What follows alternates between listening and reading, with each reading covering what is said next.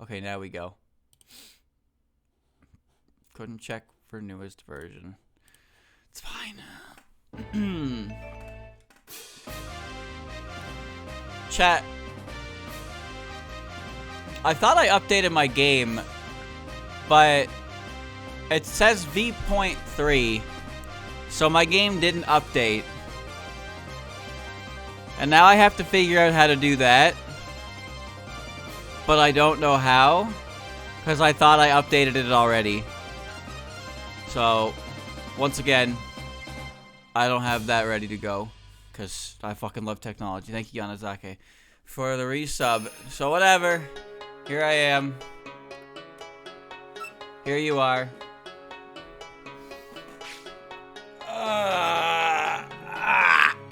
Alright. Alright, chat. Alright, let's get walking. Last time I beat Reimu. This time I'm going to beat no one in particular. But we got new grass. New grass, new fun times. Okay. So chat,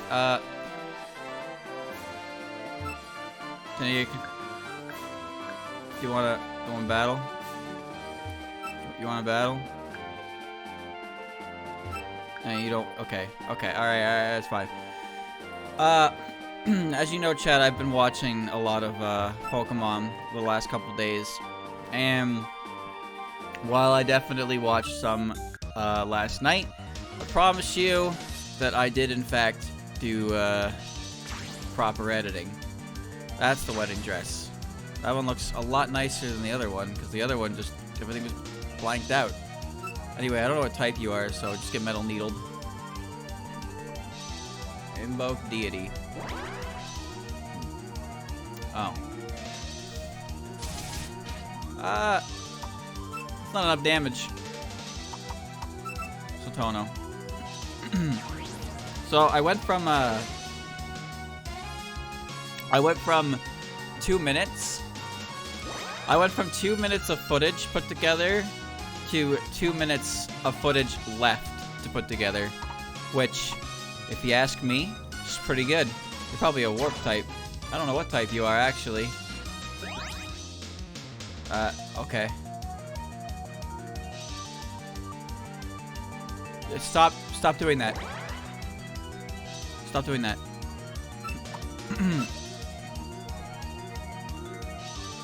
Oh no.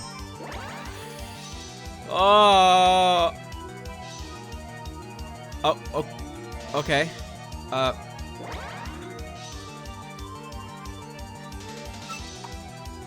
Stop doing that. She just keeps pressing acupressure. She won't attack me. If she gets speed, I'm fucked. Oh man. Oh man, oh man, oh man. This is it, Luigi. Alright. I don't know what just happened, but it's fine. But yeah, I got a lot done. I watched some Smash Bros. I watched Vinny's Sunday stream, but not much else really to report on that. Like I said, I have an idea I really want to look into starting, but before that I have to finish what I'm currently working on. So obviously that doesn't mean I'm going to rush, because I don't want to rush things. But I did get a ton done yesterday. So I'm not going to be able to finish it tonight. I'll probably do a little bit of work on it though. I could almost get the video part done, and then I can just get the audio finished, and that'll pretty much conclude it. But like I said, chat, I've been watching Pokemon and the way that Sun and Moon has been going. It's not like... Am I dead? Lucky you. Lucky you. The interesting thing about it, so obviously, as you know, Sun and Moon and Ultra Sun and Ultra Moon, like, the anime always tries to incorporate things from the newer games into it in one way or another. And what was interesting about that to me is that despite, like, in the first, like, 15 episodes, Ash got, like, the first Kahuna trial done. So, you know, in Sun and Moon, it's not like Pokemon League stuff. It's the whole island trial thing. So he gets the first island trial done at like the first like 15 episodes, and then he gets the second one at about 30 or so. But he hasn't actually done anything for the other 2 islands yet. However, they've already done the whole Lusamine plot, which is interesting. So Lusamine in the anime is not what she is in the games. She kind of is, but she's not at the same time. Most of the fault lies in the researcher dude, the blonde guy whose name escapes me. That guy. Because you know in the games, Lusamine is obsessed with the Ultra Beasts. So much so that, like, you know, she just doesn't care about anything around her. She's like has an obsession with it.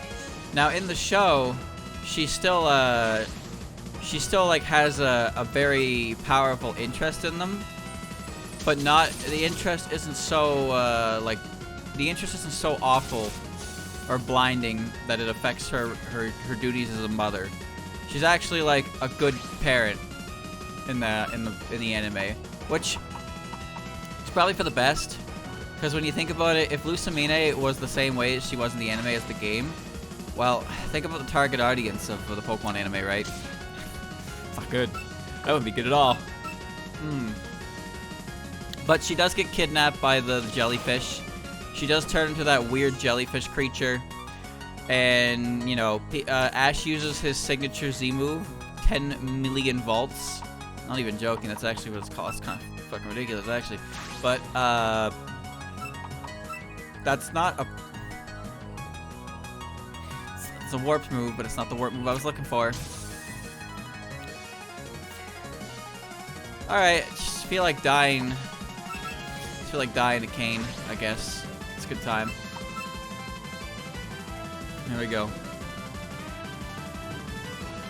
So the Ultra Beast thing happens, and then, like, it sets up for the future. It sets up for the future where, like, Ultra Beast Guardians, whatever. So basically, Ash and his friends have been tasked with taking care of aliens who slip into the world and have to, you know, send them on their way. I don't know why I didn't just send out Kane in the first place, or Cassette in the first place, and Backhander. That would have solved this problem pretty instantly.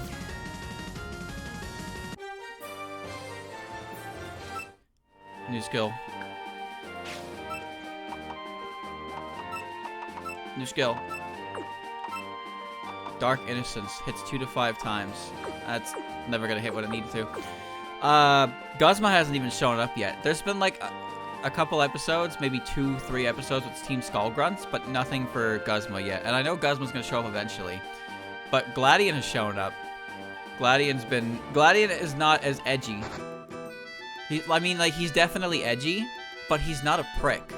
Like, he's like a good dude who just cares about his family. But, like, at the same time, he still dresses like a complete edgelord, and he still strikes funny poses when he issues commands. But no, Sun and Moon is a lot more lax on those, what do you call it, story elements. Which is interesting, because I really thought about it after watching it, but Sun and Moon had a lot of aspects to it that were actually quite interesting. But the overall feeling of Sun and Moon was not one that was very well regarded. Now, you know what's funny is I'm saying that? This is me. Did Streamer just say that Gen 7 was not as bad as people claim it to be? Well, let's dissect the reasons why Gen 7 is bad. Let's think about this for a second. Also, this is new grass, so let's do it. Why is Gen 7 bad? In your experience, why is it bad? Think about it. For me, I don't really like the how the entire game is split between 4 islands. I don't like how it's so streamlined that like each part of the island is its own like thing like that. And I really don't like how the entire first island of the game is just a tutorial. I don't like that at all. Yuka. I also really don't like How. How is not a good character. I stand by that. I stand by that, and I'll forever stand by that. This character sucks.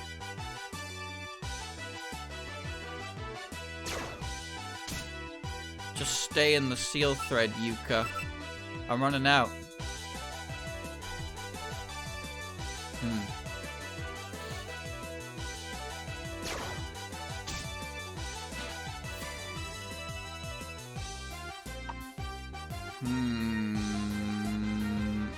Earth nature?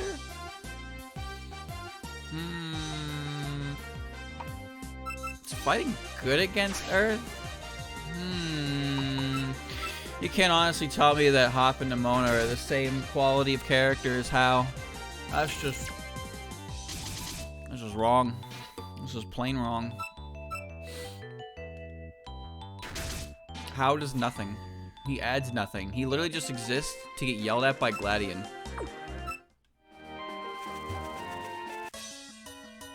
He shows up, he wants to battle, he loses, and he smiles, and Gladian's like, why are you happy? You lost. And then his entire character arc wraps around to, shit, I'm upset I lost this time. You don't have to like them, but you can't tell me that they're the same level of character. They are not. How is the most disappointing character in the entire series because he just doesn't have any character, and he has nothing going for him. He has no story, no ambition, no dream, no nothing. Blaster. That just didn't do enough. Alright. Mayumi. Ah, Sheikah. Oh, shit. Why'd she no explosion? He likes to eat the sweets. Yeah, I guess that is a defining character trait, isn't it? Field Protect. Oh, nice. It's pretty good, actually. Alright, let's return. Let's return to the box and see what's going on there. But anyway, like, Gen 7 has a lot of things to it that are, you know, not that great. But then Gen 7 has a lot of stuff that I think is really interesting. So, I like the Aether Foundation stuff. Like, I like the Ultra Beasts. I think they're really weird, but they're weird in an interesting way. And one thing that was really interesting, so, chat, you know Type Null, right? So, Type Null is the weird Arceus Pokemon that Aether Foundation created. Hold on, let's see what's going on here. Earth Fight. The Sand Mask. During Dust Storm evasion is increased, no sand damage received. That's not terrible, actually. Like, that's manageable focus attack. Like, that right there that's good. That's a bulky attacker. No bad stats on speed and special attack does not matter at all. And special defense is already low to begin with. That's actually really good. Alright, and we have Yuka. She was normal electric. Wow, that's interesting. Free will, immune to skill restrictions. It's not very good. And Suika. First hit. Attack move is boosted by 20% when moving first. With a speed stat of E. She has fucking explosion. Okay. No, I think Mayumi's the play here. Earth Fight. Actually kind of sick. I want her. Oh, chat. Who gets the boot? Satono? I've gone from 3 illusion types to fucking 3 fight types.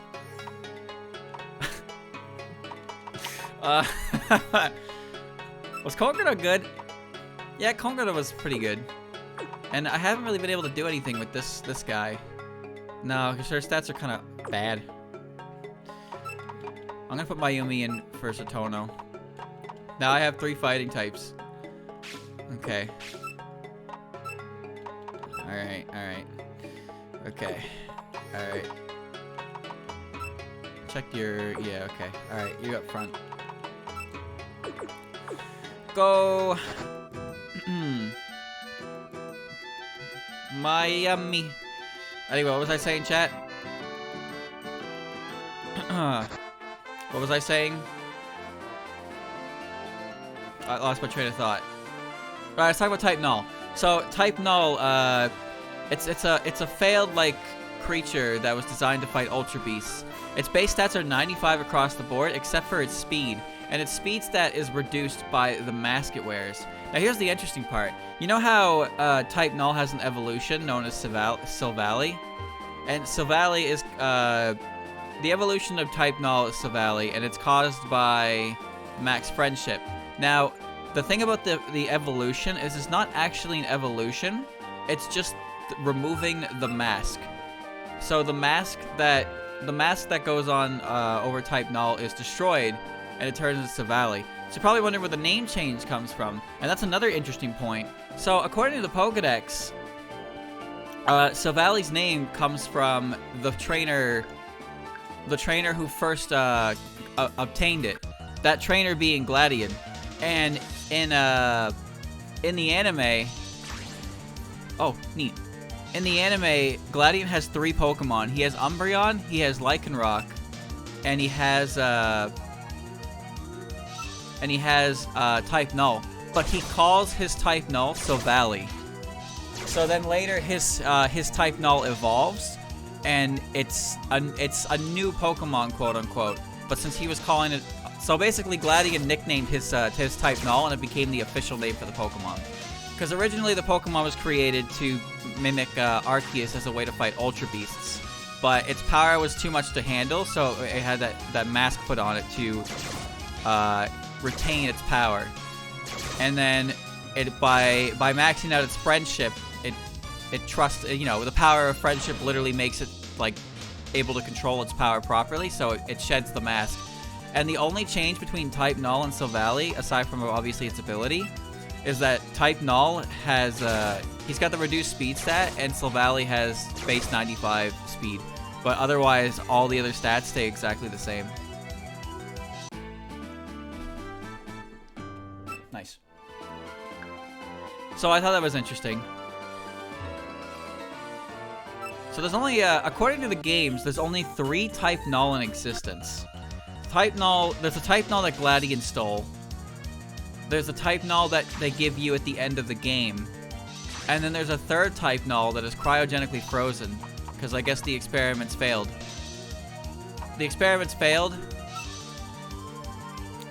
Am I poisoned from that? No. The experiments failed, so they froze them, but only, like, good trainers could handle them. So type Null is a cool Pokemon. But it's from Sun and Moon, you know? Like, so, like, when I say it like that, it's like, oh, right? Sun and Moon has some cool stuff. I think the Ultra Beasts are cool because they're really weird. I like Guzma. Personally, I actually like,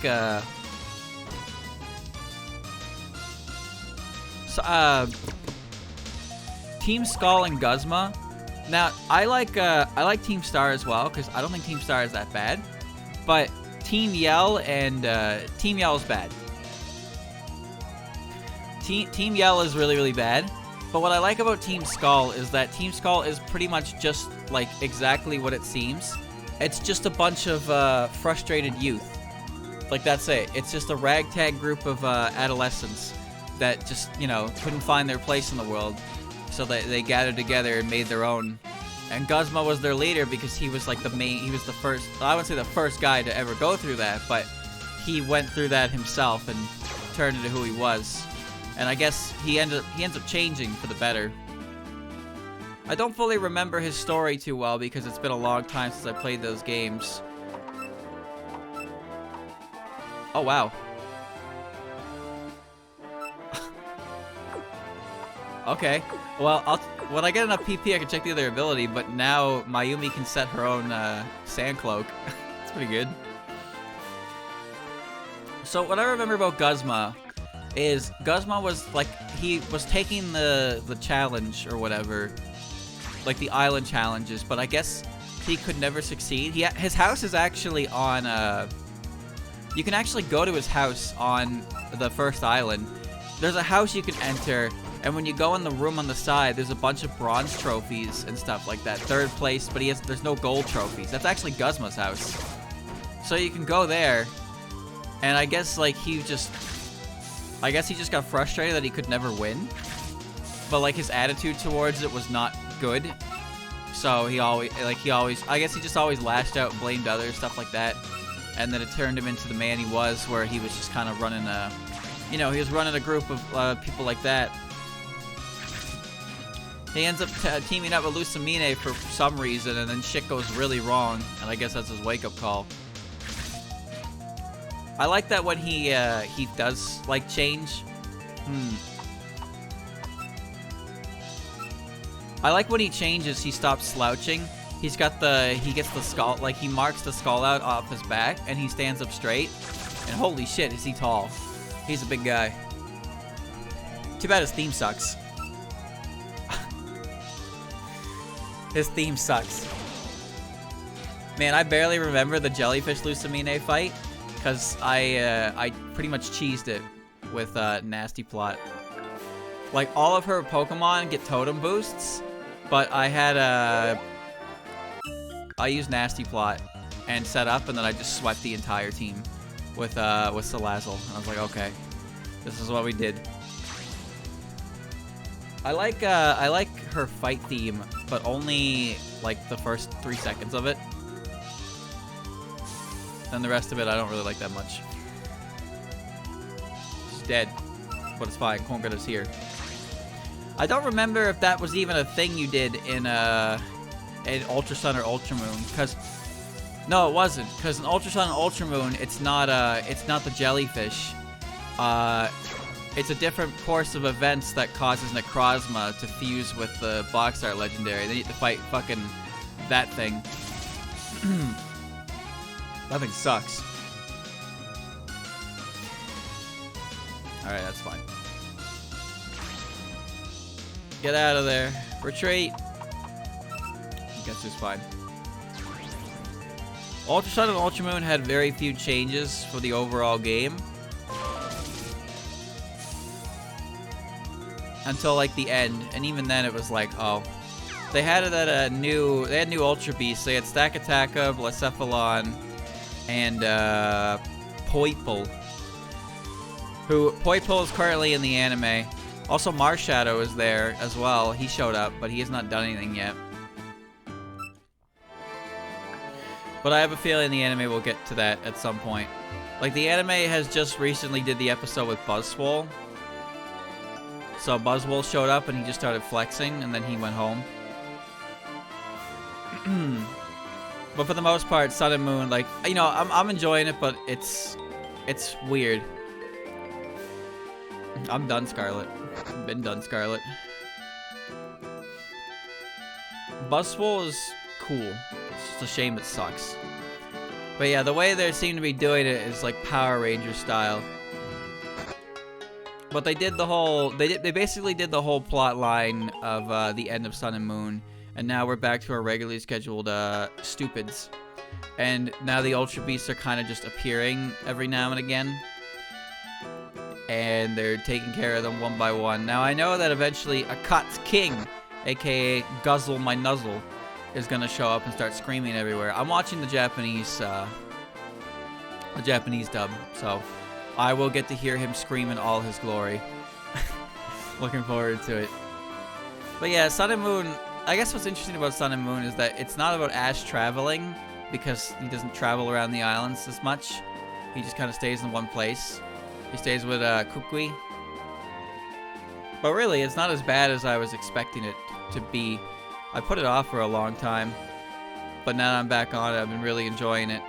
And then of course there's Go, or Journeys, whatever, after that. But before that, I gotta finish Sun and Moon.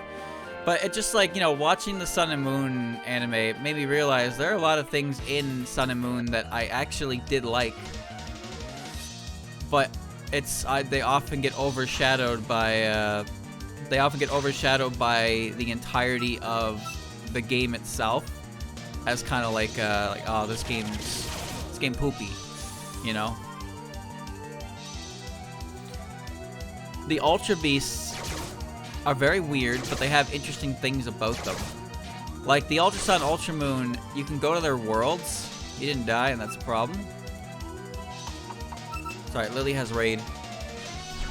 You can go to you can travel through like portals, Ultra Hole, whatever they're called, in Ultra Sun, Ultra Moon, and you can arrive at places with you can arrive to the natural habitats of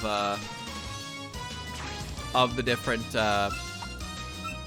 Ultra Beasts. And the most interesting one is by far is definitely Guzzlord, because Guzzlord's location is just a place, like a normal ass looking place, but it's been completely and absolutely totaled by something or other.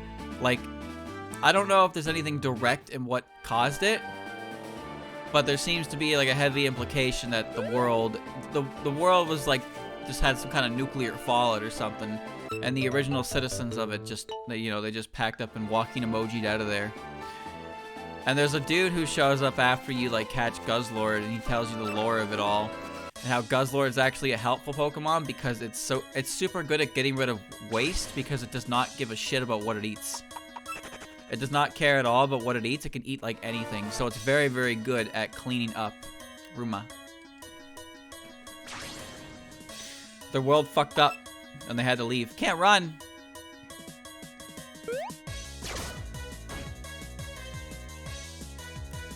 I don't know about, well, alright. I don't know about the others. The other, what do you call it? The other Ultra Beasts. Like, I don't know about Buzzwole's world. I don't know about Pheromosa's world. I don't know about any of their worlds. But I imagine they're just kind of like interesting set pieces. But Guzzlord is the one who's like, his world is like an actual, like, civilization.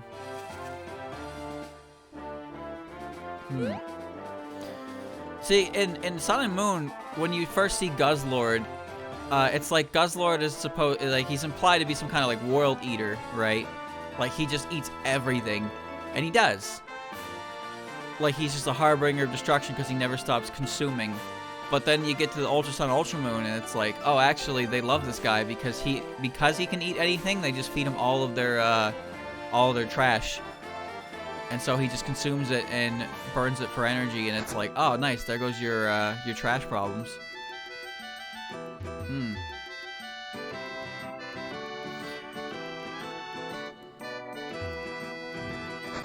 The Ultra Beasts are interesting. I like that the fact that the legendaries in the game, Solgaleo and Lunala, those two are actually Ultra Beasts. And they evolve, they actually, the first legendaries to have, like, you know, be evolutions, which is really wild, by the way.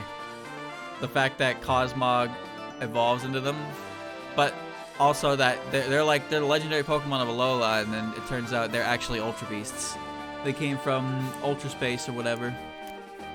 So who knows how many other Pokemon in existence are actually Ultra Beasts that just kind of found their way in there.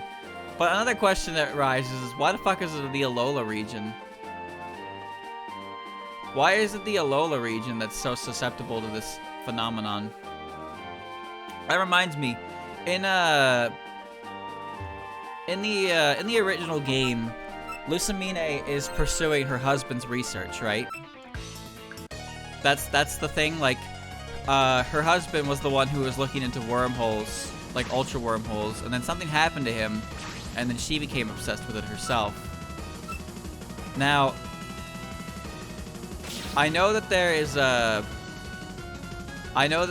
guy who runs the little Pokemon island, who is like very suspiciously. He's very suspicious, of course. Very suspicious.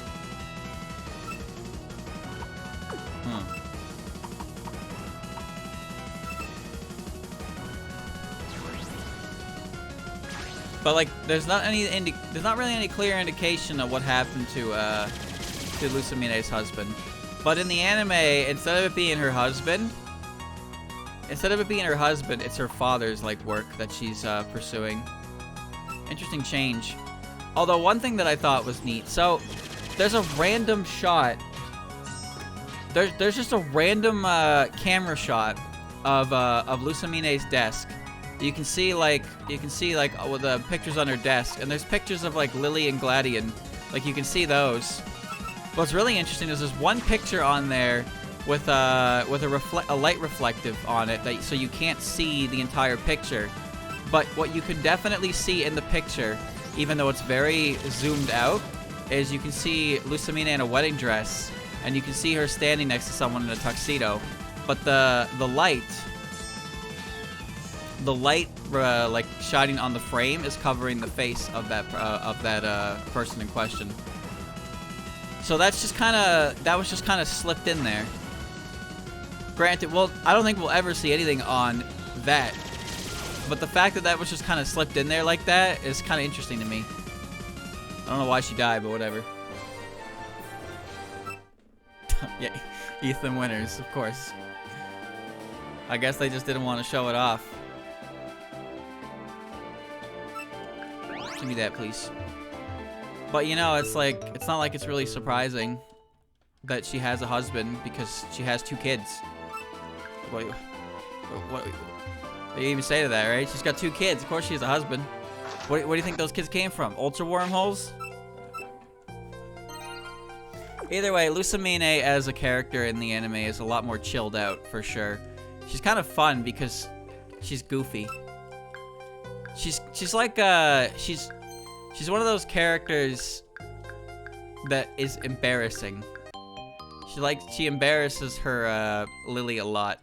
It's kind of adorable because it reminds me of Alice and Shinky. At least what I see them as. Thank you for the raid, Christian.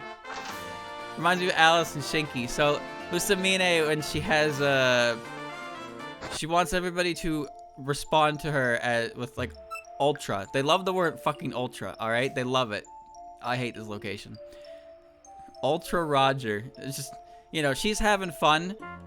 She's having a good time. She's having fun. But her daughter is not having a great time. She's very embarrassed. But Lusamine's character is definitely... I wouldn't say her character's bad in the games. But she's not as psychotic, so she's kind of fun. You know, she's a fun character. Now, I haven't seen Guzma yet, because Guzma has yet to show up. I know he will eventually.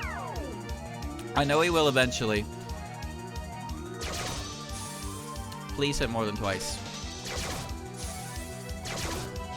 Good. I remember back when Sun and Moon was still airing, there was a clip. I saw a clip about of Guzma and his Galissapod, because that's like his Mon, right? He's interesting because his ace, like his ace Mon is Galissapod. And Galissapod is, his whole ability and shtick is about switching out a lot. So instead of it being his backline Mon, it's always his front runner. And then he is, you know, first impression, he's got emergency exit, stuff like that. But, what do you call it? I remember seeing a clip where Ash is fighting Guzma, and Ash's Toracat uses Fire Blast on Galissapod, and Galissapod just looks at it, and he's like, no. And he forcibly switches out with Scizor, and then Scizor doesn't even know what's going on. So Scizor just turns around and is like, the fuck? And then gets absolutely pelted by a Fire Blast. And it's like, oh. God damn. Galissapod is really cool. I just think its ability is garbage. Like, its previous form, Wimpod has, it has the same ability, but it has a different name, which is funny. Because it's like, its ability is like, oh no, it's afraid, it's running away. And then Galissapod's ability, which literally does the exact same thing, is called Emergency Exit. Like, oh, it's gotta go, you know. It's a tactical retreat for it.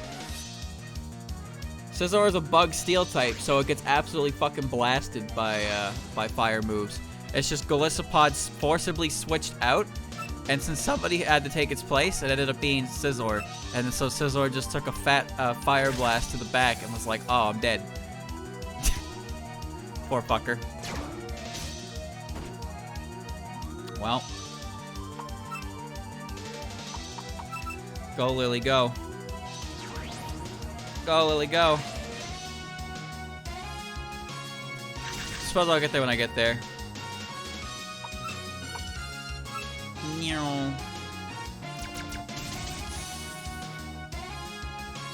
Hard to have a... It's hard to use a Pokemon like that. That forcibly switches out at 50%. Cool though. It's a cool looking Mon. Bug Water. Interesting type combination. It's not a new one. Remilia is in the forest. I forgot to buy seal threads. I gotta go do that. Shit. Smash spin. What that dog doing? I have steel boobs. Just stay in the thread, idiot. Good.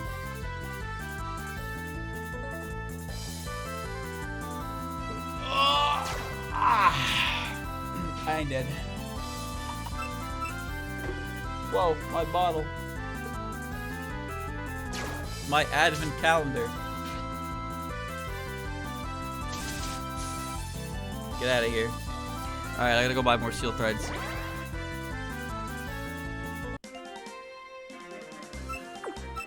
I still need to catch 2 more. Forgot there's a whole new location. Go, go, go.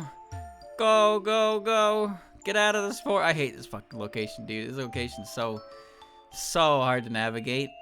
Especially when you get more access to more areas and you're looking for items. Okay.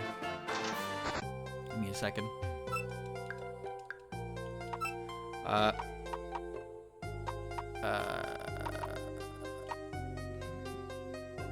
Why do I have these?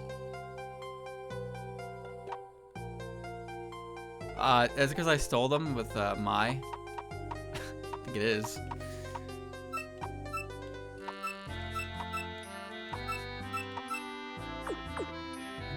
Gotta be careful what I sell.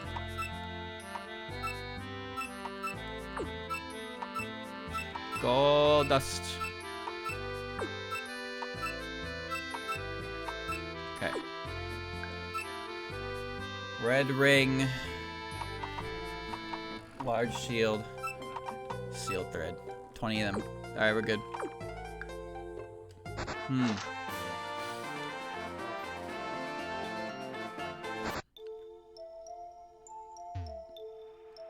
Golisopod's ability is not as bad as like Defeatist or Slow Start or anything like that, but it is still not that great of an ability. I'm not really. I think what they tried to do with it was to make it so, because it has like first impression, right? Which is a move that only works on the first turn. So I think the idea was that it had an ability that let it use first impression more times without, you know, doing too much, I suppose. But it just kind of doesn't really work out that way because it's the ability is, you can't control it, you know? If you go second and you go down to half HP, you just get forced out. It's like, well. Oh, this is just great.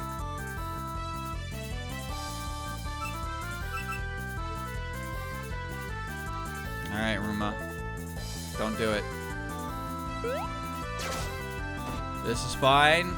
As long as you don't hit me with Hornet Flit again, I'll be able to kill you dead.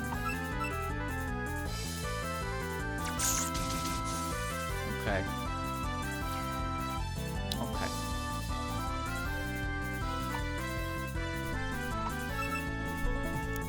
You want to do this the hard way, kid. Wapow. I couldn't switch because I got infinite darkness. Alright, one more catch in here. Rumia, Remilia. There's 3 or 4 encounters in here. Although Cherno and Alice I'm pretty sure they're further in Bluegrass, but there should just be Sunny, Luna, and Star in here. So Rumia, Remilia, and there should be a third one. If the third one is something I already caught, then I guess I'll wait for Bluegrass. Oh, it's Mioi. Okay.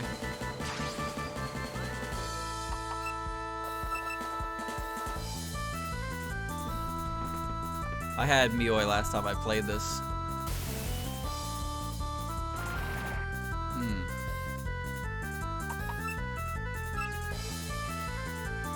Explode!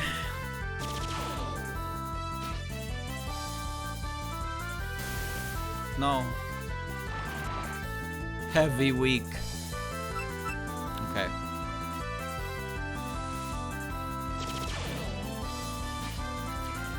Pretty sure Alice is bluegrass only. Because this game has special grass patches that have rare Pokemon in them, and the game just doesn't really tell you that. You just have to know. It's kind of silly. Forward thrust, normal attack that lands critical hits often.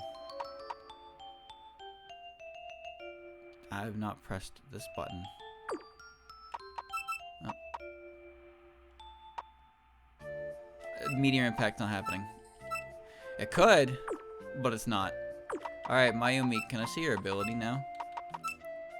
Resonance. Status elements are reflected. You have magic bounce? Wait, no. Reflected? No, it's not synchronize. Is it synchronize? It's probably synchronize. But the word reflected makes me assume it doesn't affect Mayumi. Reflected onto opponents when inflicted. It's probably synchronize. She can set her own dust storm. Evasions increase, no sand damage. I mean, that's just. I'll keep whatever. Synchronize is fine. If something stupid happens to me, it'll happen right back to them. We'll see. Specifies ailments, not status moves in general, because Magic Bounce is all about status moves, not just ailments. That's why I assume it's synchronize. Alright. Check the box. What do we got? Remilia. Grand opening. Light skills receive +1 to their priority. Okay. Well, look at you. Little misspread attacker.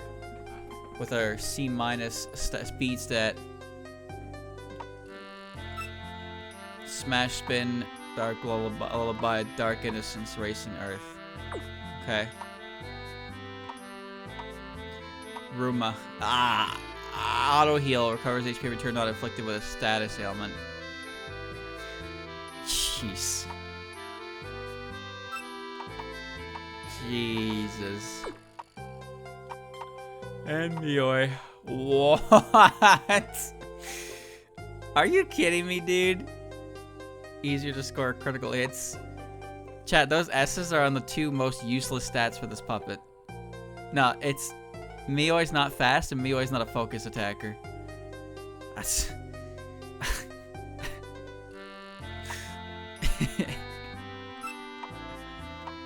I used Mioi before. I've used all these puppets before in some capacity, actually. What do you think, chat? And we got Mayumi. Still got Raisin. We got Kasen, Lily, Ugetsu, Kongara. And Mayumi.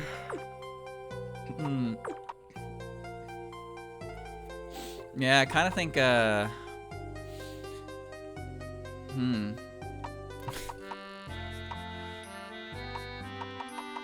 maybe it's time to shelf Raisin because she's just illusion. I have enough illusion. Alright. Good team. Good team, good team. Let's get on with it. Okay. Here we go. Welcome to the team, little one. Just gotta hit it with that agility. I also gotta check the other ability when I get the chance to. Alright.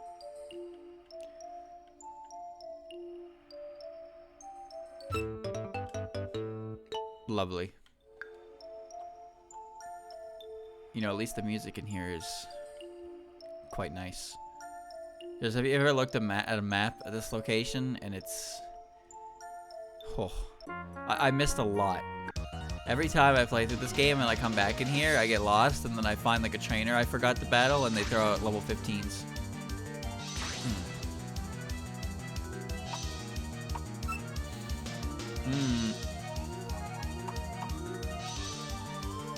I don't even know what type you are. Let's just hope you don't kill me, I guess. That didn't do anything. And I'm dead, right? Not dead.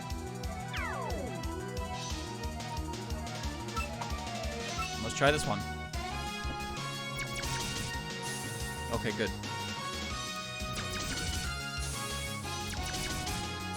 Bamboo Forest of the Lost is not that confusing once you've explored every, like, route. But this location, since there's no map to it, it is very easy to get lost. There's also multiple entrances as well. Oh, right, you could do that.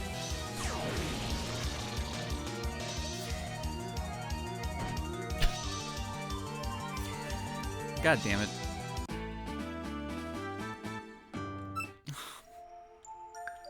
Did my ability perhaps wear off? Oh my god.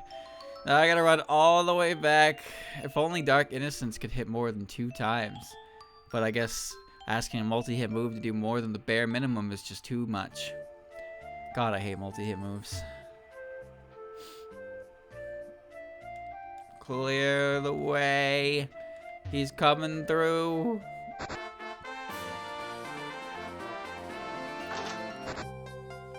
Alright. Oh no, I don't. You're not the heal guy. You are. Okay. But yeah, just Sun and Moon chat. Not bad. Really not bad.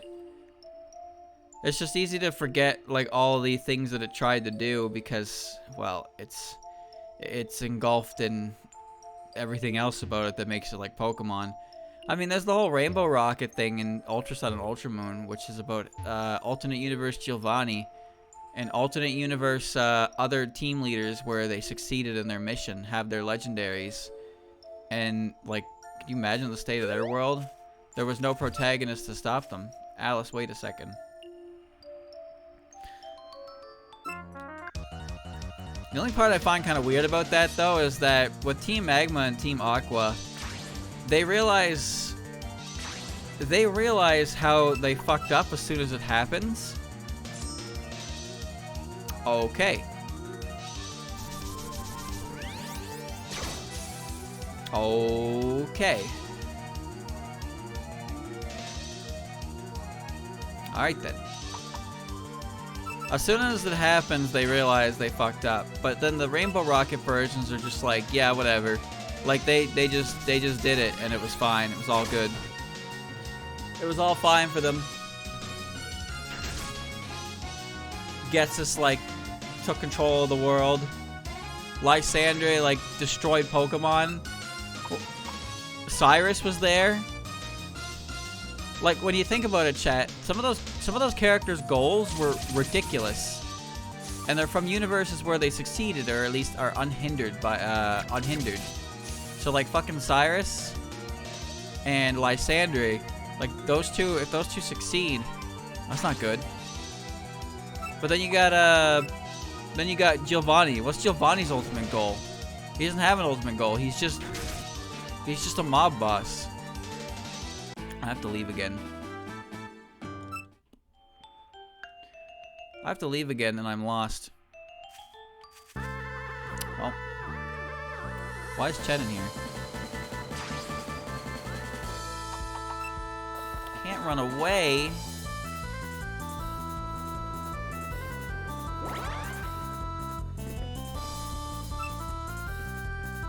Can't run away.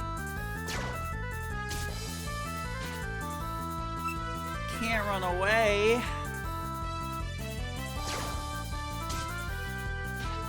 This is the worst aspect of any of Pokemon is Pokemon with low speed being incapable of running away from wild Pokemon with higher speed.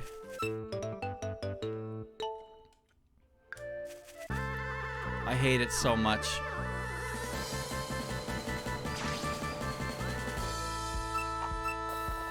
That was an accident. Well, I guess we're here now. Alright. Alright, whatever. I'll take the EXP and I will walk away. Remy won't get it though. Remy's dead. Time to leave the forest! Hooray! Does everyone remember the way we came in? Remember the way we get out? Generation 8 didn't really have too much. I mean, there's the whole Eternus thing, which is kind of weird when you think about it. The fact that the entirety of Galar is, like, powered. Like, their Dynamax phenomenon is powered by this strange creature that appeared out of nowhere. Is Eternus an Ultra Beast? Because where the fuck did that thing come from? What is that thing? I don't think anyone really knows. Maybe that's an Ultra Beast too. But that thing, like, its energy is what allows Dynamax, and I guess they had it contained and just making it pump energy for them or some shit like that. I don't even know. But I know that Rose cannot wait very patiently because he decided that the energy crisis that would affect Kalos in 1,000 years needed to be solved, like, today. So then he immediately fucked the world. Or attempted to fuck the world. And I was like, dude, you couldn't just wait one more day? Leon, please, we need you to catch this thing and solve our energy crisis. Oh, dude, no, I really want to do that, but, like, you know, I got a champion battle tomorrow, so maybe we can reschedule this catching this creature thing to another day? And Rose is like, no, you gotta do it, like, tomorrow, or if you don't, you gotta do it tomorrow, you gotta do it tomorrow, there's no time.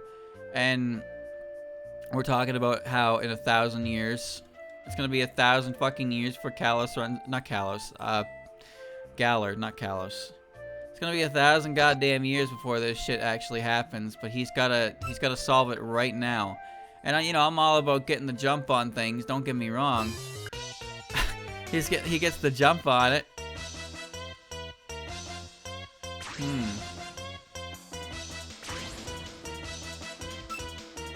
Ay, ay, ay.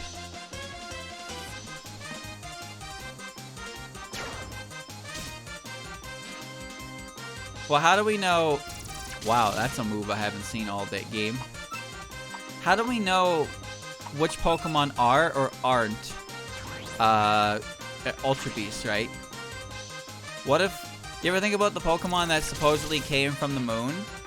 What about them? What if Clefairy is an Ultra Beast? I bet you never thought of that. What if Deoxys is an Ultra Beast? Creatures that come from space. But what are Ultra Beasts if not creatures that come from Ultra Space? Mistia. No, Arceus is an Ultra Beast because he's from our world. Ultra Beasts are from different worlds. But some Pokemon are said to come from space, which is like, you know, I guess that's technically our world, but there's no real explanation of where they come from. It's just that they came from somewhere that they weren't originally on the planet. And it's kind of like how Ultra Beasts show up as well. They just show up through portals and shit, right? Oh, it was my Windows crashing. And took my OBS with it again. Recording and all. Or, well, capture window. I can't see. I can't see. I fucking love this. Hold on. I can make a... can fix this for a little bit. Yeah.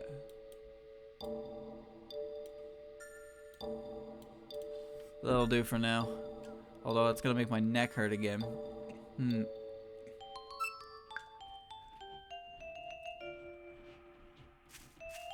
The Ultra Beasts are very strange, but they're fascinating at the same time.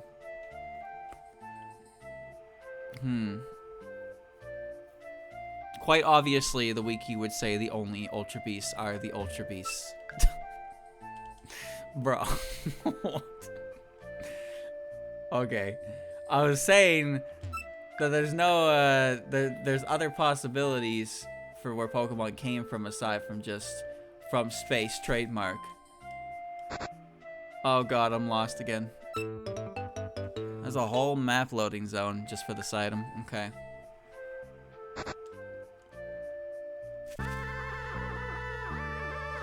Although I guess to be fair, which Ultra Beast looks the most like a Pokemon? That's a good question. Which one looks most like a Pokemon? That's a... Wow.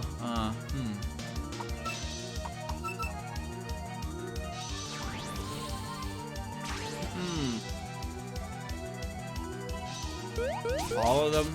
You cannot tell me that Stakataka looks like a Pokemon.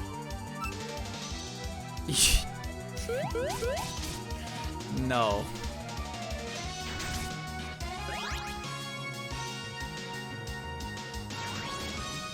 It executed me. What the hell?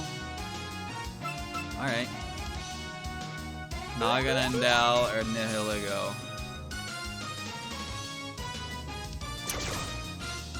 I guess. Poiple's pretty simple. Naganandel is like, he's a poison dragon, right? He's like some big, it's like a giant wasp thing. They don't really look like Pokemon, and I think that's the point of them. But they're classified as Pokemon because it's easier that way, I suppose.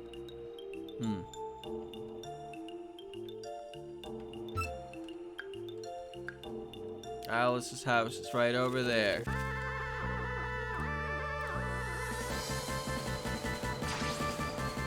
Alright. My capture has been fixed. Alright. I'm not even sure what Stakataka is. It's like a walking building with eyeballs and shit. It's kind of freaky. Hello there, my name's Alice. Should bring me my package. I've been waiting for this. Thank you, really helped me out. Well, the puppets reminds me human. You made a newspaper, but don't have any information. Sorry, I'm not able to help you. You must be really tired. Headed back like.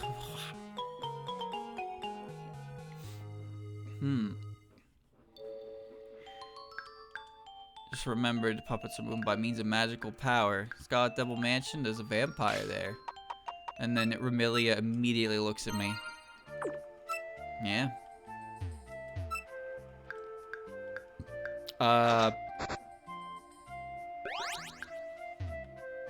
What was I gonna say? Blacephalon. That thing is weird. That thing's a fire ghost type, right? I think it is. That creature throws its head at you and it explodes. What is going on with that one? You know, what is going on there? That's a bit silly. But like, what the fuck is it? What is it? What is it? What species is it? That's the part I'm having trouble figuring out here. Is like, what is its species? It's just a fucking clown. It's just a clown with an exploding head.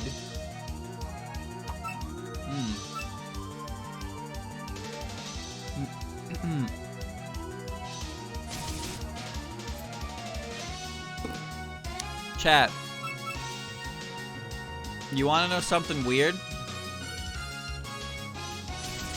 So there was an episode I watched of Sun and Moon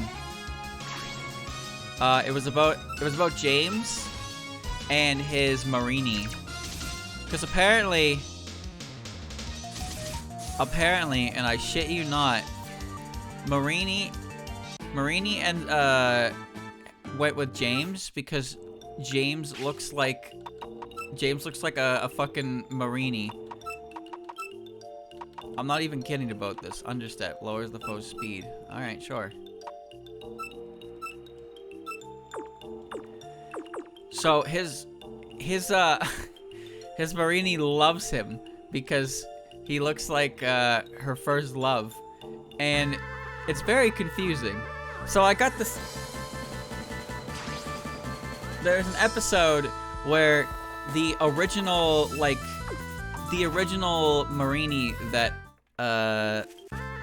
she liked showed back up, but she likes James now, and so it evolves into Toxapex, and it fights James for her affection. What the fuck am I watching right now? It's very strange, but it was also like Meowth ended up putting on a fucking little puppet performance, explaining their story, and it was very, very tropey. Couldn't help but laugh at it. So anyway, it gets to the end, right? And a Tentacruel attacks Marini, and James shows up, and he fucking drop kicks it. Like he runs over to the what's going on over here? He runs over to the Tentacruel before it reaches his Marini, and he drop kicks it, and it flies back into the ocean. So then he's like, he wants his Marini to go with the Toxapex because he thinks that the Marini will be happier there. And then she doesn't want to, but James keeps pushing her, and the Toxapex is like, all right, we're gonna fight. So then James and the Toxapex have a fucking fight. A straight up battle. So then James, like, he's dodging the spike cannon. And then they go and they start throwing hands. And after a very tight battle, yes, very, very tight battle. Oh my, that's a strong move. They have a bonding experience. James takes Marini with her. Promises to make her happy, you know, all the tropes. And then at the end, the Tentacruel comes back, and James is like, motherfucker, no you don't. So then he runs up to the Tentacruel, he grabs it by the tentacle, like he grabs two of its tentacles, puts together, and swings that shit like chain throwing. I don't even know how to explain that. Like, you know when people like throw a ball in chains, they spin them around and let them go? He basically does that, and he yeets the Tentacruel. He yeets the Tentacruel back into the ocean. Now, chat, how heavy do you think a Tentacruel is? Let's look. Tentacruel weighs 121 pounds. 121 pounds for a standard size Tentacruel. And James threw that shit so far. Why am I in Congress right now? The Pokemon universe is built differently because of the constant changing of Pokemon, you know, having to be ready for them. So trainers humans just have natural resistance to things like fire and electricity and all that jazz, because if they didn't, they'd be in, you know, they wouldn't survive. But the fact remains that James ran up and tossed that shit, and he was like, yeah. It's like, whoa. James is kind of poggies. Hakane. Currently, James only has one Pokemon in Sun and Moon. Same with Jessie. They have Mimikyu and they have Marini. But Mimikyu just attacks Pikachu because it's got problems. And Marini always likes to jump onto James's head and clamp it and then poison him, and then he looks like a Marini. So anyway, James is like probably the strongest human in the entirety of Pokemon because all of his Pokemon try to actively kill him whenever he sends them out. Like originally he had his Victory Bell that just screams, and that thing would always try to like consume James. It would just try to eat him. I don't know why. And its cry was just ah! It literally just screamed. That was its whole cry. No, Victory Bell's gone. Victory Bell's gone forever. But I'm just saying all of his Pokemon do something like that except Weezing. I think Weezing might be the only one who didn't do that.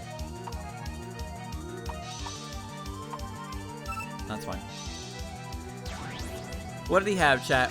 What did James have in Generation 2? He had Victory Bell and Weezing. At some point, him and Jesse gave up their Arbok and Weezing because poachers, and then he just had that. He had Victory Bell. I don't remember what he did with his Victory Bell. Chimecho was Gen 3. Wobbuffet is Jesse's. Chimecho showed up in Gen 3. And it always, like, wrapped itself around James's neck and hugged a little too hard and, you know, strangled him. In Generation 4... I need to heal before I touch that. In Generation 4, he gets Carnivine. He ends up going to one of his old summer homes, and he just has like a fucking Carnivine in a treasure chest with bottle caps for some reason. He also technically has a Growlithe, but also doesn't at the same time. He got Cacnea as well. Cacnea would always hug him and like stab him because Cacnea is a cactus. He ended up giving his Cacnea up to Gardenia in Generation 4, so it would like become stronger and learn new moves. So he let it go there. Like Jessie did. Jessie also gives up her Pokemon every now and again as well. Kind of makes you feel bad. I don't remember where Alice is. Like, Jessie had a Seviper. I don't remember what she did with her Seviper, but she also had a Dustox. And she gave up her Dustox similar to how, like, you know, Ash did it. Like, Dustox found love, and Jessie was like, you gotta go with them. Be happy. And Dustox was like, no, I can't. And Jessie was like, you gotta go do that. And Dustox is being like, you know, I don't want to do that. And so fucking Jessie like throws the Dustox's Pokeball down on the ground and crushes it. And she's just like, there, now you have no place to return to, so just leave.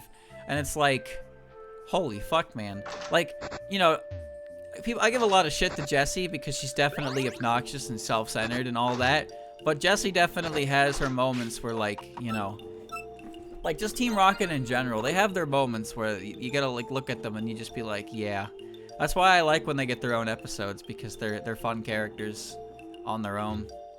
But the way they also, like, they also lose Pokemon like Ash does, but the way they go about losing them can usually be pretty heartbreaking. It made me feel bad, because it was like, you know, that was... Oh, here we are. That was her Dustox, you know? She loved her Dustox. But that's exactly why she wanted her Dustox to go and be happy with the other Dustox.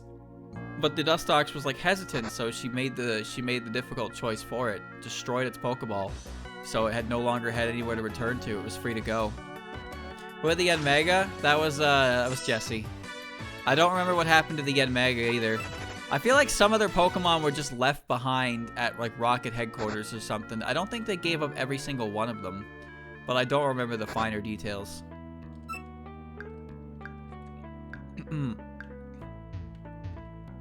Right, there's the stall idiot. But there's normally only Dorami here, right?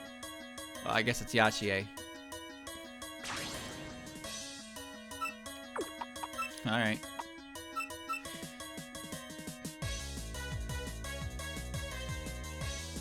Magical barrier. What does it do? Wobbuffet actually came back because of popular demand. Like, At the end of Generation 5... Oh, it's Substitute, right. In Generation 5, there was like a poll at the end of it that was like, which Team Rocket Pokemon do you want to see return? Like, because, you know, Japan actually gives a shit about Pokemon on the air. So they ran a poll, essentially, and guess who won? It was Wobbuffet. Wobbuffet came back, and he's been with Team Rocket since. Speaking of Generation 5, that was considered to be actually considered to be Team Rocket's lowest point because they weren't really doing anything to Ash, but that entire generation kind of proved that Team Rocket is 100% capable in what it is they do when they're not actively pursuing Captain Plot Armor.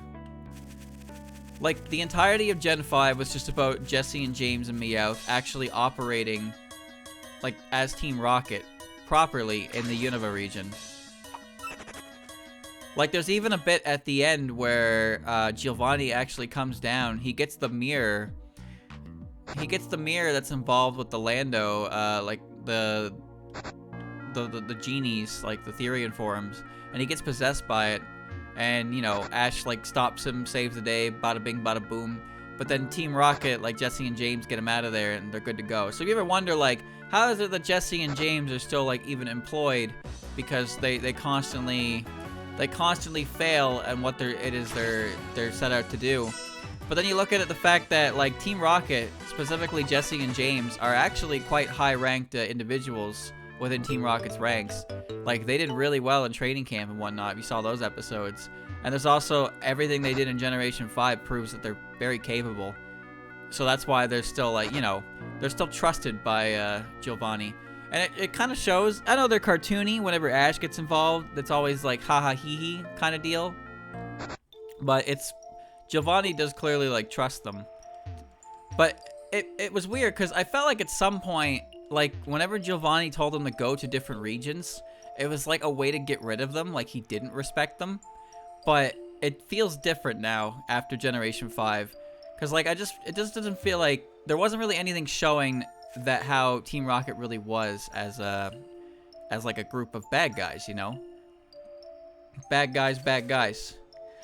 They didn't really show them proper. Like, they were obviously wanted criminals in the early generation of Kanto, and they slowly slipped into comedic relief. And it felt like, you know, even though they were what they were, it seemed like the greater whole of Team Rocket didn't respect them at all. But I feel like that's different. Granted, it's been a long time since I've seen Gen 5 and Gen 6. But it feels a little different ever since the whole, like, Generation 5 arc. With the whole, like, Therian form shabacle. Okay, I need to get the fuck out of here. James got a Magikarp. Yes, he got conned into a Magikarp. And he immediately gave it up by kicking it, and then it evolved into a Gyarados and attacked them. So, technically, he had a Magikarp. Twice, actually. Or it might have been Jesse who fell for the other one. But that same guy showed up again, and he painted a Magikarp into a Feebas. He just painted it as a Feebas and then sold it. The fucking Magikarp salesman, dude.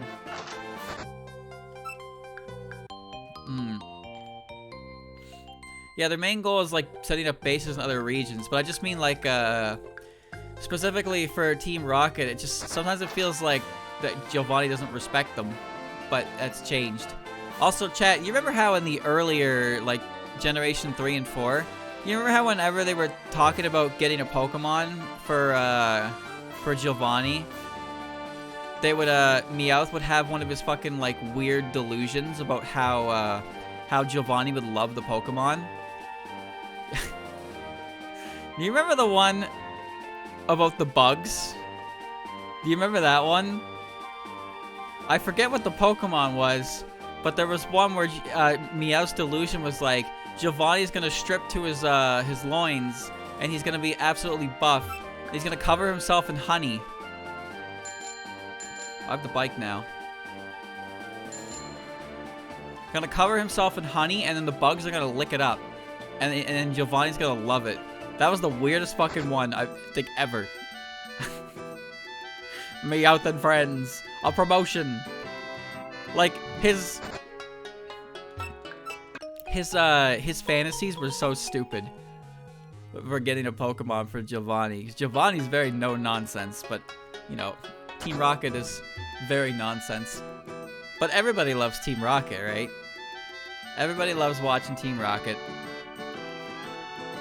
All right, let's get some outfits. Yeah, 3,000. Vermilia, what do we got? Yeah, I want this one. I want the Tallmania one.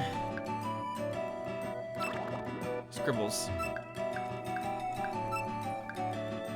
Alright, Lily, what do you got?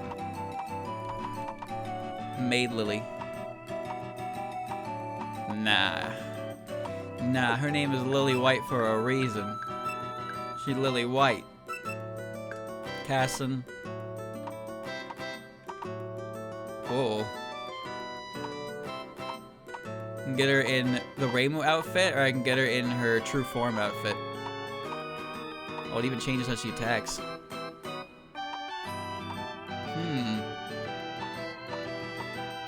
True form Casson.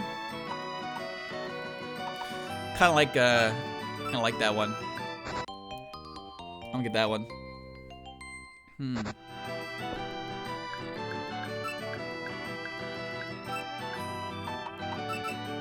Mayumi.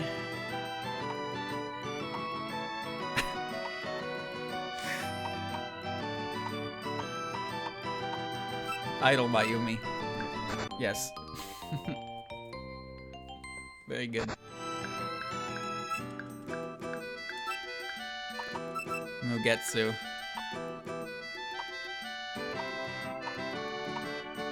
Nah, I'm fine with the usual. Kongura.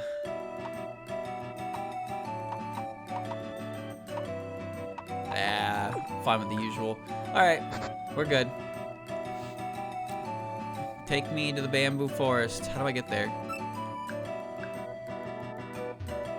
I didn't pay attention to what Renosuke said. Maybe I have to go talk to Akyu first. Let me go do that.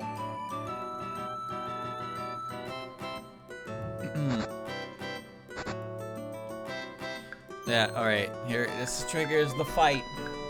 Yep. You're the puppeteer. Things are happening. Yeah, sure, I'll go. I've been given access. Okay. Here we go, here we go, here we go. Wait a second. You got permission. Yes. Permission to die, Captain. Give me a minute. Ah! Alright. Okay. I'm good. Generation 5, James had a Yamask. And Jessie had... I don't remember what Jessie had in Gen 5. I know in Gen 6 she had a Pumpkaboo and Gourgeist. She had a Gourgeist.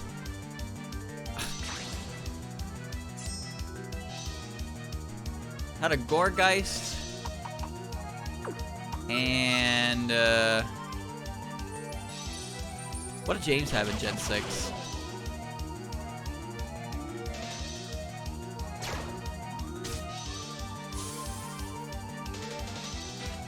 I don't remember.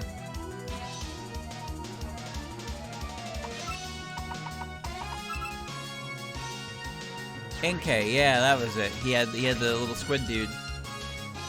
And Gen 7 he has Marini. And Jessie has Mimikyu. You know what's funny? You know that Pokedex description? The Pokedex description on Mimikyu about how there was a person who wanted to research what was under its cloth, but then they saw it and then they like died. So that's actually happened twice now to Meowth. Meowth has almost died twice by looking at Mimikyu, the underside. Ain't that something? Imagine a Pokemon that is so ugly everyone died.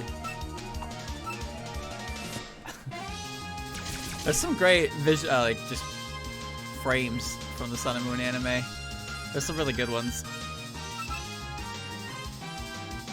Pew pew pew.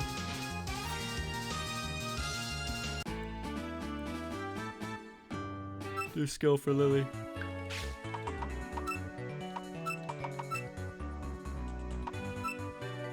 Mirror's reflection.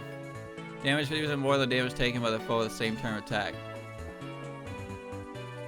Oh, it's Metal Burst. Sure. Lily can now Metal Burst. She had a Swoobat in Gen 5? Wow, I don't remember that at all. This is a new route. Equally.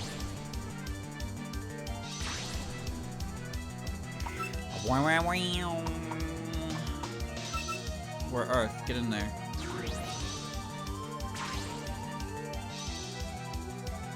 Another Pokédex entry that says a trainer saw under Mimikyu's rag during wind and died. Scary, ain't it? Ain't that scary? There's just a Pokemon that exists that if you happen to see it, you just fucking die. Like, what the fuck? What's that about?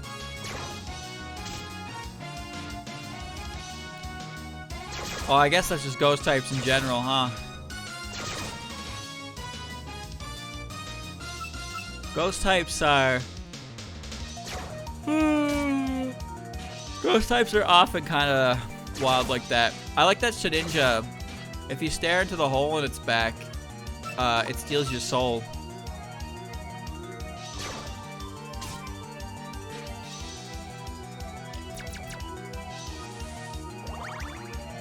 Ghost types and dark types. Yeah, they're not pleasant. They're really not pleasant.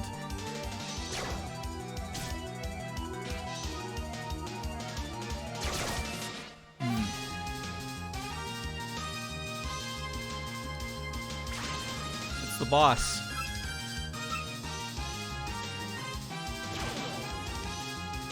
That's fine. You're warped. I remember this. Earth warped.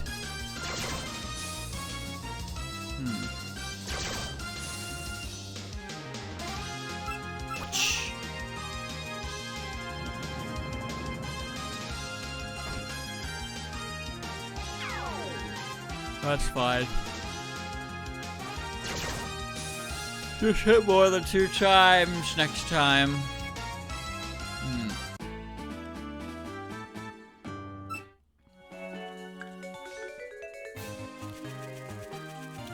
Drifloon has had a bad reputation ever since it's shown up. Kind of its own fault though, huh? Affinity twist. What the hell? Oh, that's weird. Near-death event. I don't know what that does.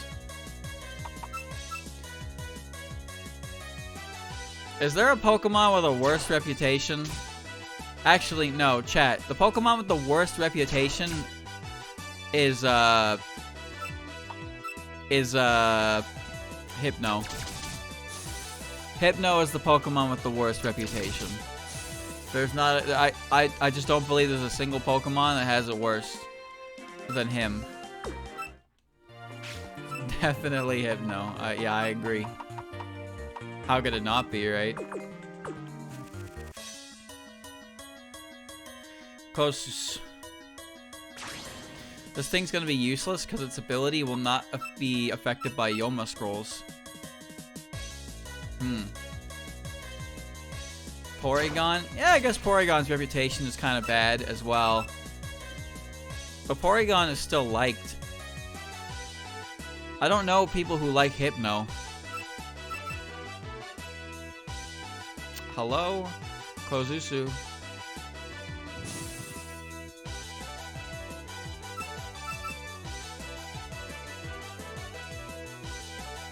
Porygon's reputation is really bad for the anime eggs because, you know, the incident. Why do you have that as an ability?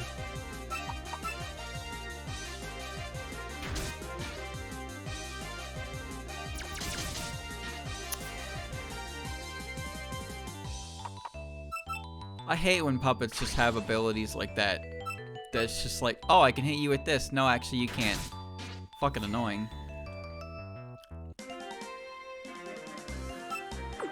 Alright. New move for Remy. That was not what I wanted to do, but whatever. Drain Seed. Ominous Doll.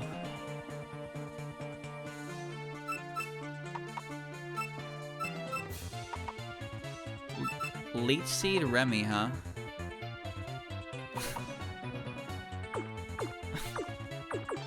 No, I'm good. Okay.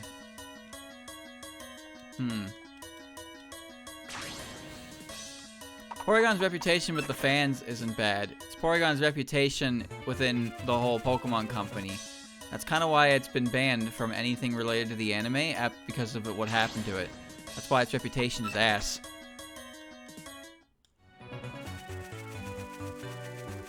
I like Porygon. I like Porygon 2, and I like Porygon Z. Fans are fine with them. It's just the events of that episode have made them public enemy #1 when it comes to making an episode featuring any Pokemon. Sumereko. Yes, Pikachu shot the missiles and blew them up and caused the flashing effects.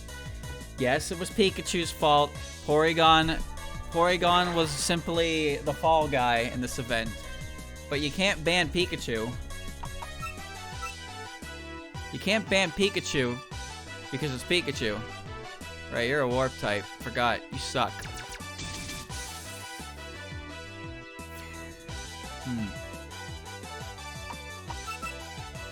Pikachu's Thunderbolt destroyed the missiles, but it wasn't Pikachu's missiles. It was Team Rocket's missiles, wasn't it? I don't even know. Gen 1 had a couple of banned episodes. Most of them were related to gun violence. Some of them were banned over here because they featured towers, like the Lavender Tower episode, and the one where Tentacruel rampages through a city and destroys a tower. Sensitive times in North America around the times of those episodes. Then there's the one. Then there's the one that got banned because it gave James boobs.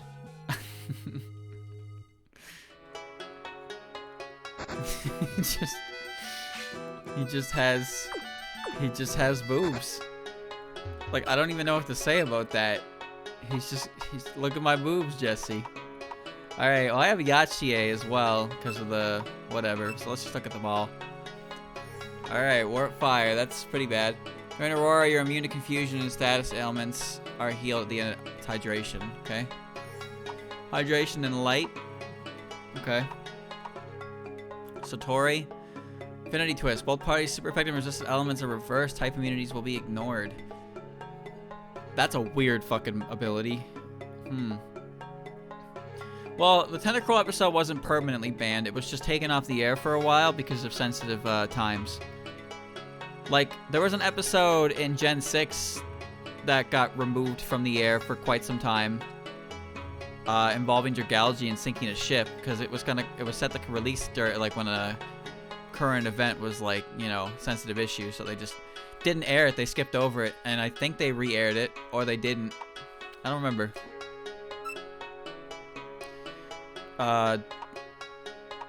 Near-death event duplicates the effect of the last used skill. Oh. Damage is twice damage taken with the foe spread attack on the same turn. Oh, alright, that's light screen.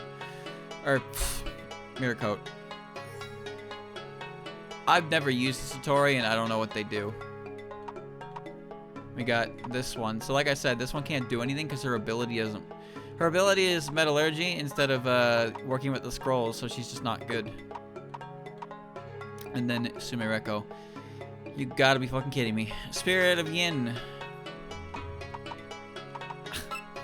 Firm Spirit, 2-turn skill. Skull Bash, Sun's Protection. Growth.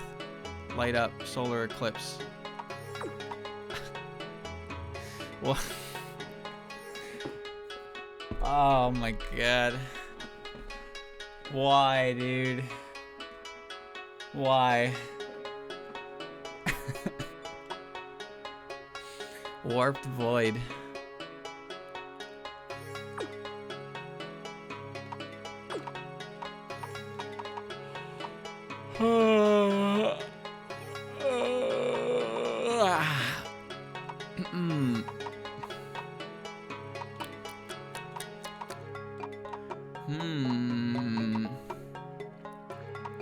Do I even want to change anyone out of my team right now? Not really. I like my team. Like, Kasen's the starter, Mugetsu's been there from the start, and got Lily. Mayumi's new, Ramili is new, and Kongara is new. I barely even used this thing. I barely even used this thing yet. If I switch every time I get to a new route, I'm never gonna have a fucking team, like, ever.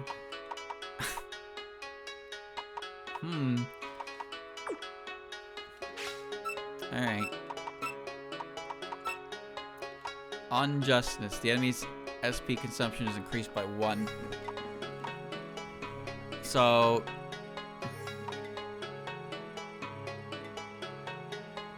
that's good. But if I get light skills, then Gale Wings is good. I kind of am okay with my team for now. I kind of want to stick with them for a while.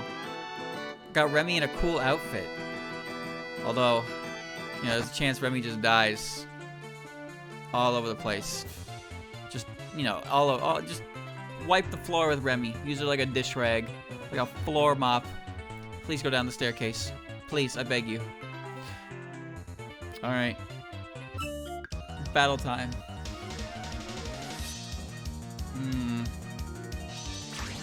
Tokiko. Oh, that's cute. I don't have a steal move. How about I put you to sleep?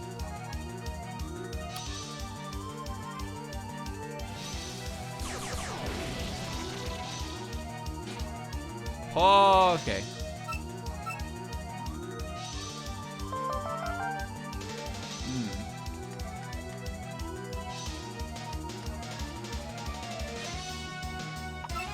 Retreat. Retreat, retreat, retreat. Get out of there.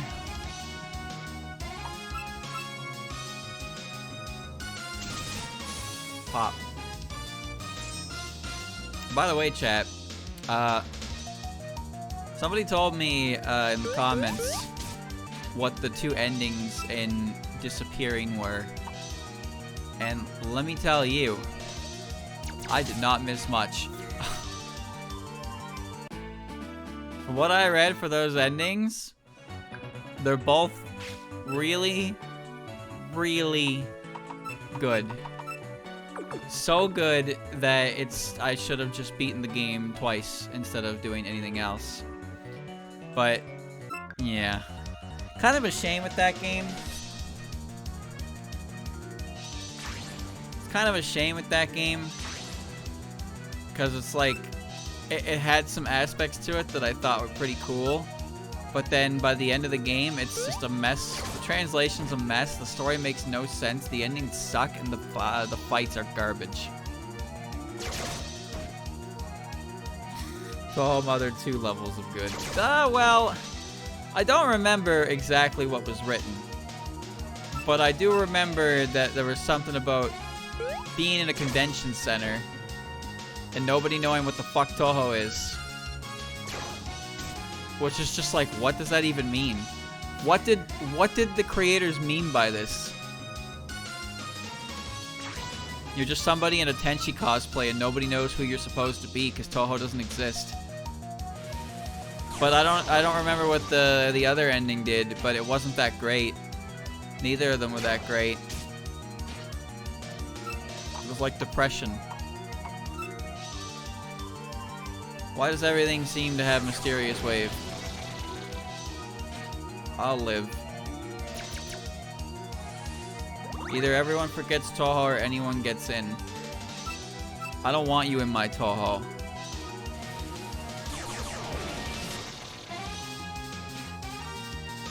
Stay out of my Touhou. Get the hell out of here. I don't need you people in my Touhou. Reimu was right.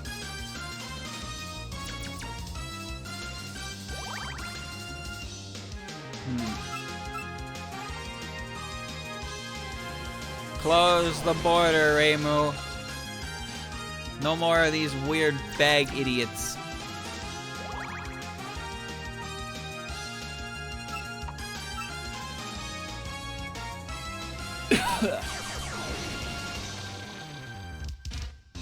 I have zero faith. I have zero faith in people. Some of those sin sacks were definitely sinning, that's for sure. And I've been on the internet long enough to know that some people are capable of grand sins. I don't need them in my universe. Get them out of there.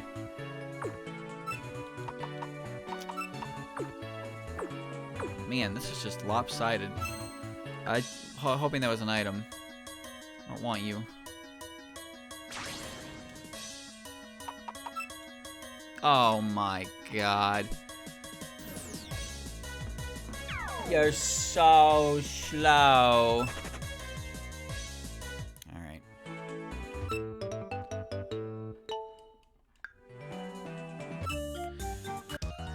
Oh.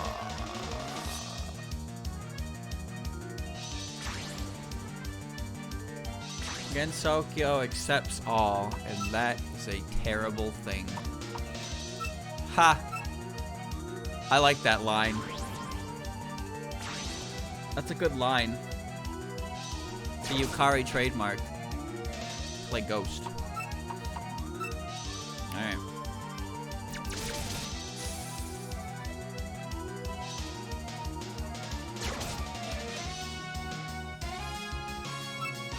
Blast him.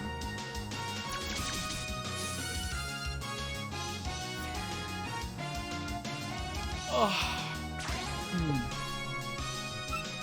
Normal Aya. Every time I see this Mon, I worry I'm dead. Ah, shit.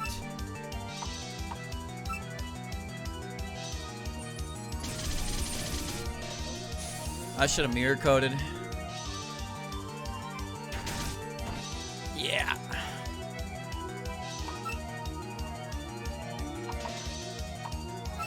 Should have mirror coded.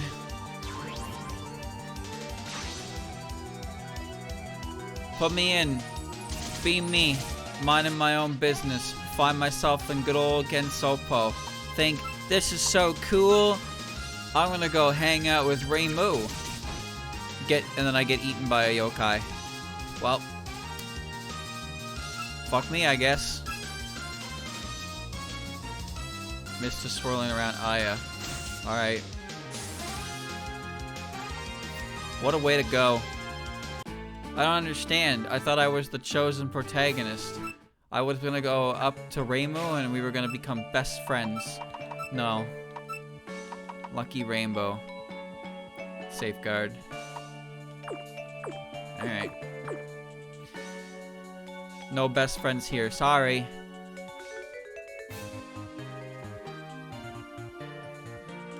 Oh. Hold on. Mayumi can't run from anything because she's slow as sin. Okay. Main character syndrome. Everybody wants to go to Gensokyo, talk to Reimu, be like, "Oi, Reimu." Just once. Just once they want to say it. Shoot, you know, shoot back a few shots. Everybody thinks they're Sumireko. That's what it is. Sumireko, the way Sumireko operates in Gensokyo is so reminiscent of those kinds of stories that it's almost funny. She just shows up. She's got powers. Everybody loves her. Well, they don't love her necessarily, but they all have to put up with her. They gotta protect her, and she constantly, you know, bedangles the yokai with her crazy outside world knowledge. Everybody wants to get to know her because she's outsider. That kind of dealio, right? But no, chat. Sorry to break it to you, but you are not Sumireko. Thank God I'm not Sumireko. I would simply show up, and then I would be food. Until, here's how it works in Gensokyo. When you get spirited away in the Gensokyo, you're not considered a Gensokyo resident. The only way to be considered a Gensokyo resident is to reach Reimu and basically get your citizenship. I'm not even joking about that. When you get to Reimu, you are given the choice to return home or, you know, become a member of the human village. So you basically get to choose right then and there what you want to do. So if you choose to stay, which I don't actually think anyone ever has, now that I think about it, there's not a single character I can think of off the top of my head who's ever explicitly said, yeah, I came in here by accident and I chose to stay. There are characters like Sanai, of course, who came here willingly with others, but I don't think there's any character who's ever come in from the outside world like that. Even though that's been a described method, I guess people just always choose to leave. Maybe they have a bad experience. Of course, there's also the ones who don't actually make it that far. Because again, you're fair game. You're fair game to yokai. You can be consumed. But once you get that citizenship, you're free to do whatever you want. Pretty pog setup. I hate taking challenges when it isn't a full moon since I'm weaker, but I have to accept. That doesn't even make sense. You're not the one battling. Miko. God, I don't remember your type.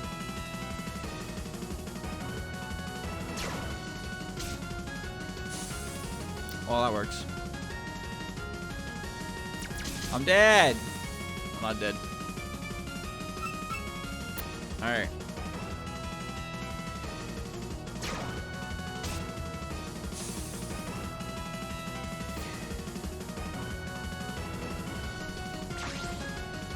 Michael. Michael is a void type.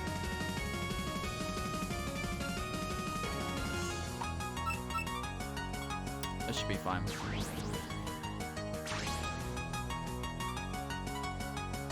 She's exploding. Alright, bye, Mike. I'm alive! Notori. Lily! My hero! Yeah,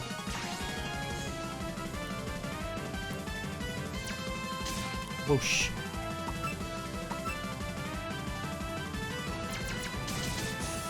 What is proof of citizenship? See, I don't know, because I don't think anyone's ever done it. Maybe it's the type of clothes they wear. Gensokyo's, like, time frame takes place, or is, like, 100 so years in the past. But most people in the modern world probably show up in different clothes, so they use that as a signal kind of deal. But again, it's not like this is something that's been explained as a possibility, but never actually happened. Ah. So who knows? Do people just... Anyone who's ever shown up has decided not to stay. Why have they chosen not to stay? It's anyone's guess. Maybe they're normies.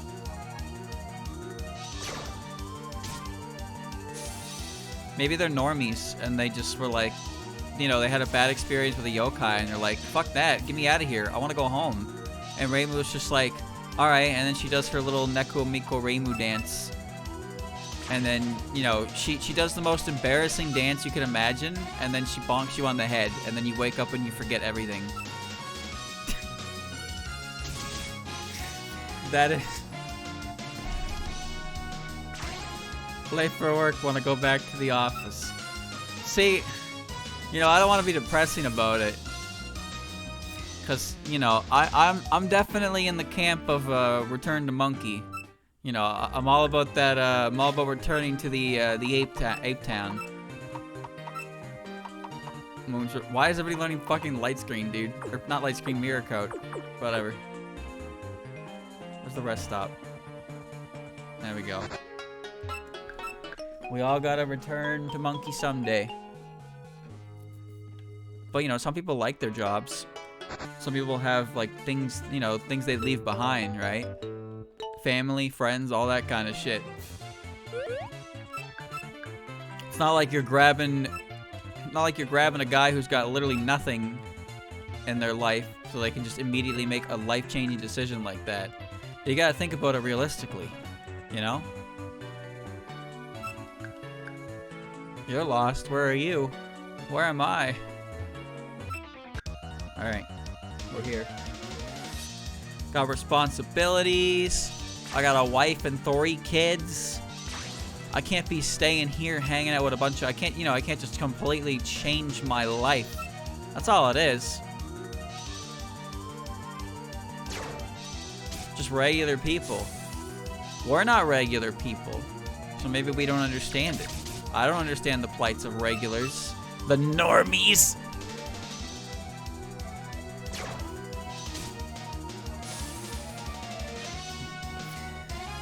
The promise of tendies will keep me anywhere.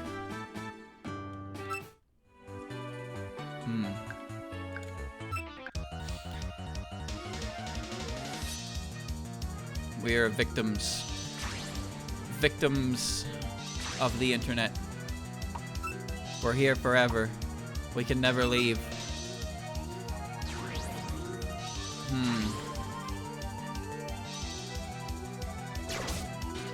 Yukari spirits. I remember reading something along the lines of Yukari choosing the humans that she spirits away as being ones that won't be missed or raise a big stink if they disappeared. So yeah, Yukari does do that. She'll take you if nobody will miss you. If the world will just can carry on as if you never existed in the first place. And then you will become food. You will be eaten by her. And not in a way that is pleasant.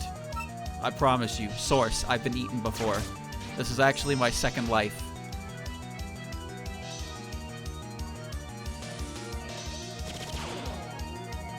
Pop. I found a green mushroom and I ate it. And I was like, damn. And then I came back and I was like, whoa. It's crazy. Crazy experience. Gotta get that reroll.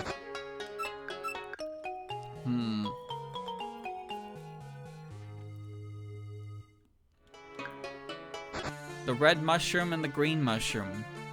Grow up and get a life. Ho, ho, ho. Ho, ho, ho. Yeah. Don't do drugs or you'll go to hell before you die.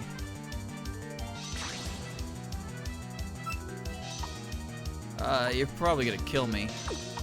Yeah. Cassin. The cruelest part of Touhou lore is the weird red spider lily poison that makes you want to try to get a better life. That's the road to reconsideration. There's a location in Touhou that is not very explored. It's called the Road to Reconsideration. It is somewhere that suicidal humans tend to accidentally wander into. And the nature of like the road makes them often reconsider what they're thinking and try to get their life back on track. However, since the road is known for attracting... Oh shit, another Mera. Since the road is known for attracting humans like that, yokai find depressing humans to be the most tasty. Don't ask me why, I'm not a yokai. I've never licked a depressed person before, I cannot vouch for their taste. But apparently humans humans brewing with troubles and sadness are the ones that taste the best. And since they're, you know, those yokai, those humans aren't yokai or Gensokyo citizens, they're fair game. So that road is camped by yokai looking for a quick snack. So what ends up happening is humans will find themselves there, and then they'll have a turning moment. Well, you know, they'll be like, I'm gonna turn myself around, I'm gonna fix myself, kind of deal, and then they get eaten by a yokai. So it's a very tragic place, and it's not talked about like ever. but it has been mentioned at least once, so we know it exists. But it is kind of a depressing location because that's sentenced to be the song and dance of that area. You go there when you're the big sad, and you stop feeling the big sad, and then you get eaten. So now you're definitely the big sad. Does they?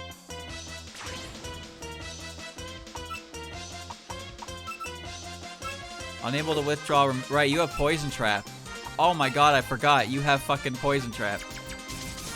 That is so annoying.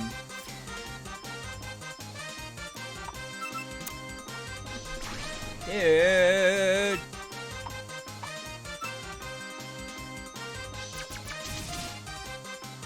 I don't have an earth move. That's fine. Good. Bye. Just do it again, I guess. It's not gonna kill me. I only did 9. 9.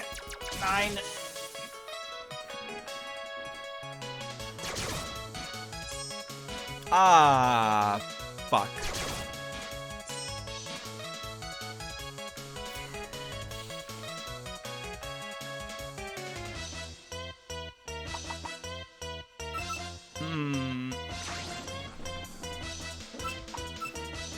Why would you choose to stay? I don't know. Why would you? Don't ask me. I've never done it. It's a fictional world.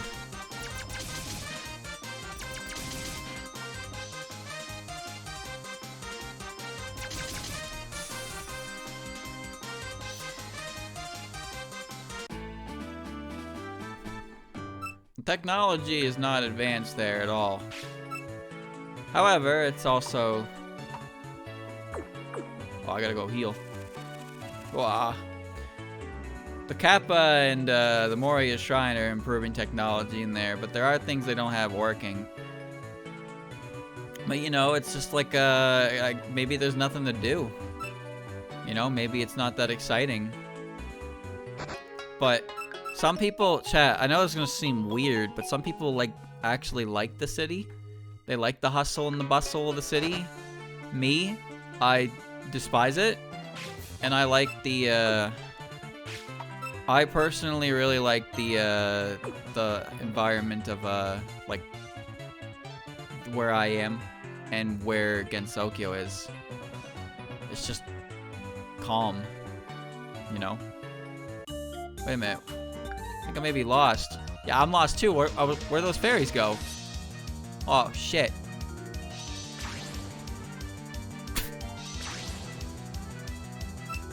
Void warped.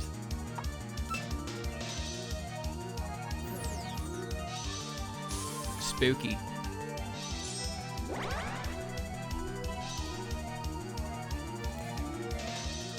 Okay. Fear and confusion. Fear makes spread attacks worse, so I'm fine.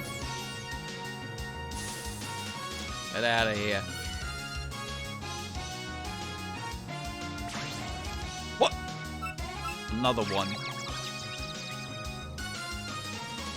Remy. Okay. Wake up. Fear. Damn, that first one didn't die at all. And that one just exploded. Without loss and without protection. Maybe you shouldn't have battled me. You were lost. But they're down here. I remember. Story.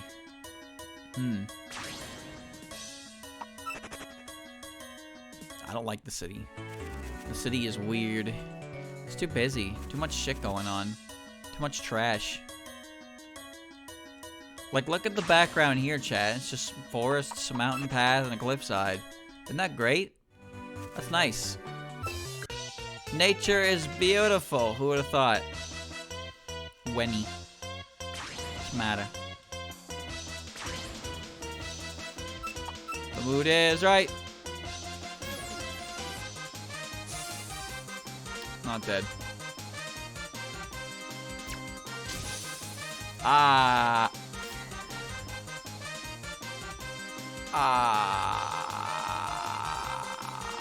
Life has a way of getting you down.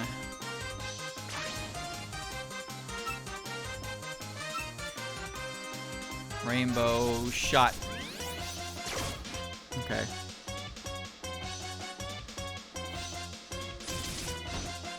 Good enough.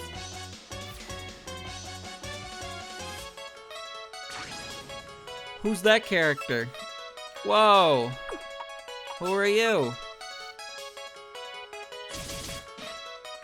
Why is she green?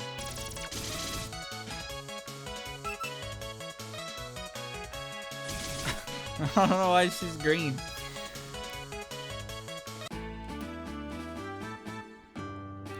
New skill, new skill. New skill, new skill. Ooh. Hoo-ha. Strike shot, priority. It's good.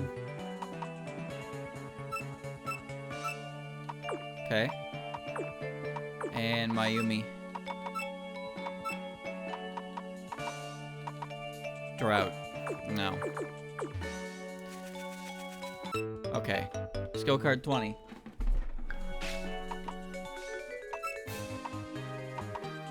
High tide. Water, normal attack. It's hydro pump. It's not bad. It's good coverage, but it's also fucking hydro pump, so it's never gonna hit.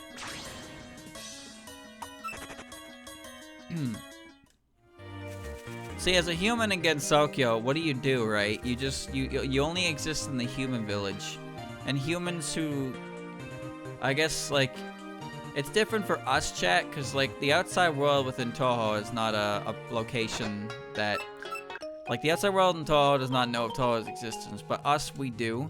So, you know, we turn into, like, some real whack-ass, creepy fanboys. Running around looking for characters we know so we can go say hi to them. And then we have to pretend like we don't know everything about their life.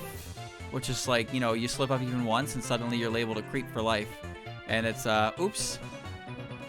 Guess you're fucked out of that one, aren't you? So then you get to spend the rest of your life sitting in the human village being like, wow, there's that guy who's really weird and he tries to talk to people and yokai. And they creep him out so he creeps us out. And it's like, that's a good life to live right there. Who builds my house? What about my neighbors? What about the salt merchant? Life ain't all it's cracked up to be. I'm in the forest now. Ow. Excuse me, right. I'm in a big hurry. Ayante, I see you're taking the Kane's place in the matter, right? Okay, so please hurry along. Mr. Ko said that things are something terrible. Anyway, I'll go tell Miss Yako to move you ahead. Could you... Okay. In a hurry to get to Ayante. If you play with me, I might throw you a carrot.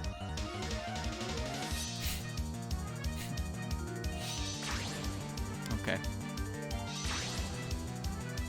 Hit in his poison water.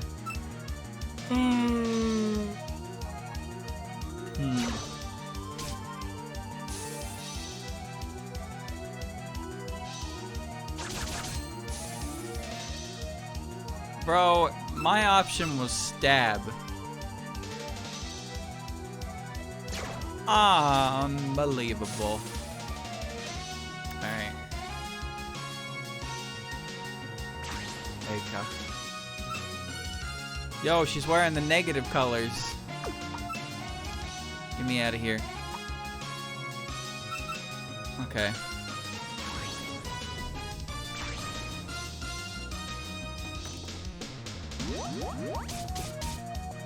Well, we all like to think that things will go differently for us in a whole new world, you know? Blame the world for everything wrong with what we do. Aha, I was synchronized. But just because I find myself in a different world doesn't mean I'm magically going to change everything that makes me who I am. It don't work that way. That did so little damage.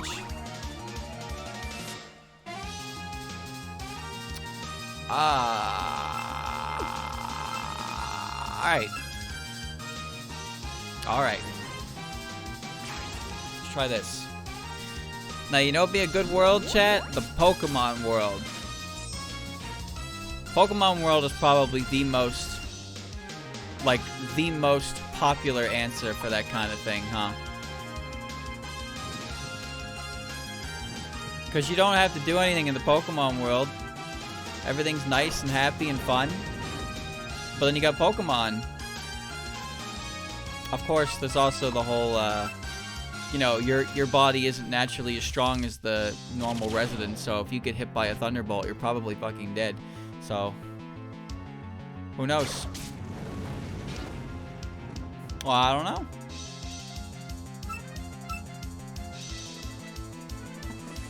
You don't have to be a Pokemon trainer. You can do anything you want, but you can have Pokemon with you. Isn't that cool?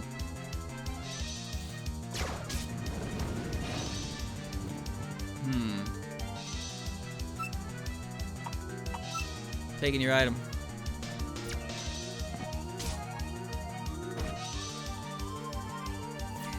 Didn't have anything.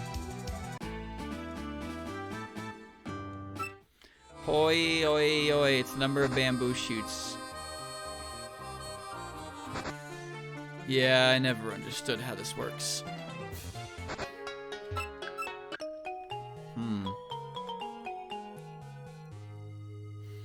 Well, everybody gets electrocuted in the anime and they're just fine, right?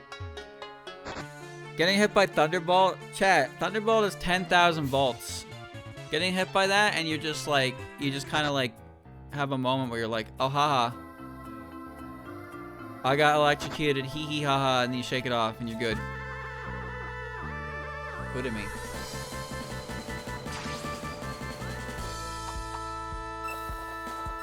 Seal.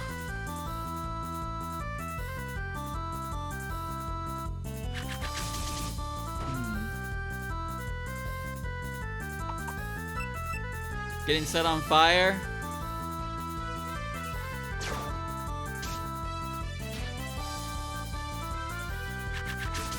Well, I guess getting doused in water is fine, but it's less about the water itself. It's more about the water pressure. If you've... Chat, I've never been hit by a fire hose, but I imagine the water pressure on that is enough to send me flying. That's the kind of deal with water attacks. There's obviously poison attacks, and then steel attacks where you get hit by steel, or rock attacks where you get hit by a rock.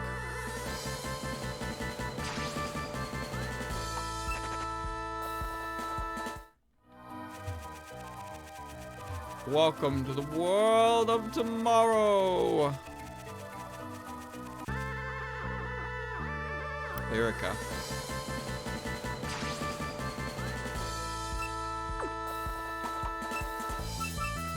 High-speed water. Well, people think that water is just water, right? But then, you know, if you dive into water and you hit water from a high plane, you basically are just slapping. It's not gonna break your fall like it does in the movies. It's gonna break you. You're dead, kid. Wrap it up.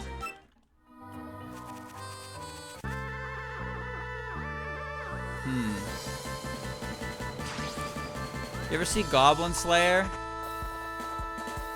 When Mr. Goblin Slayer opens the teleport scroll and he cuts the fucking giant orc in half with the insane water pressure?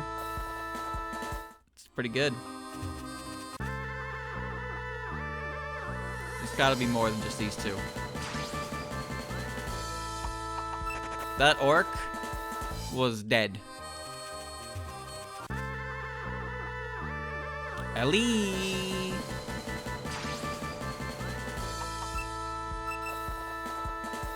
Welcome to the Vampire Forest.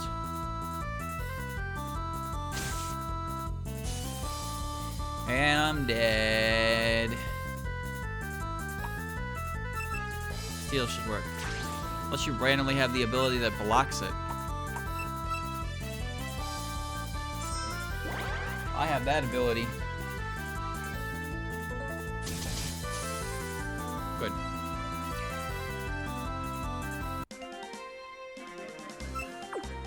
Let's go check it out.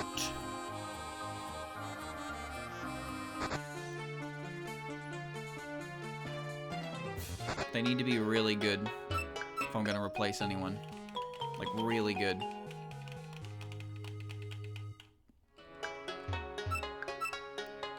Oh, Kurumi.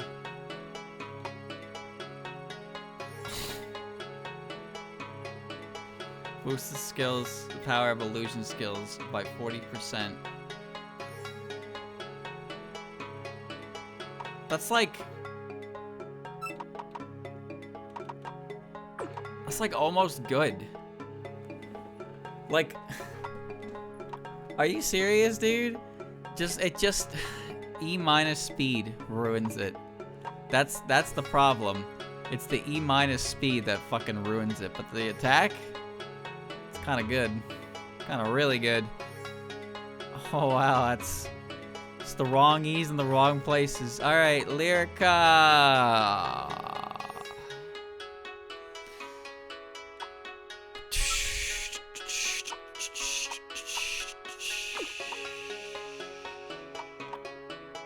Dark Electric.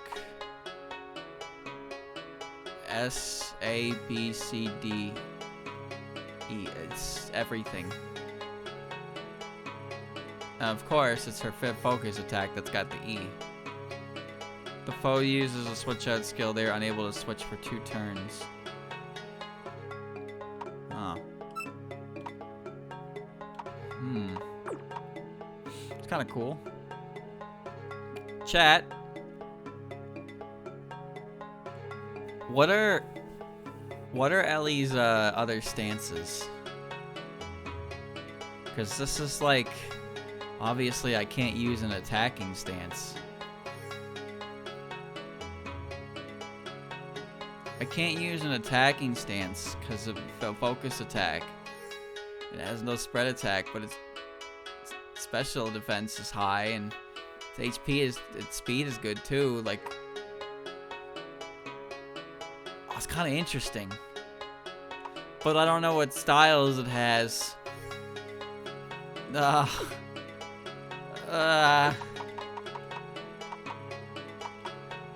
Electric Dark though,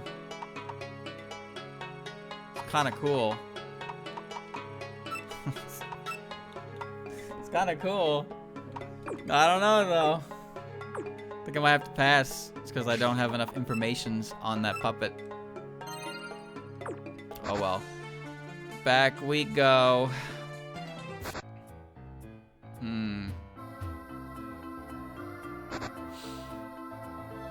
Okay.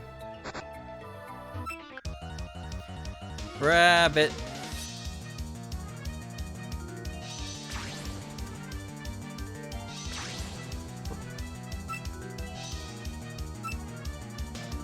I don't remember. Okay, wind is good against flying.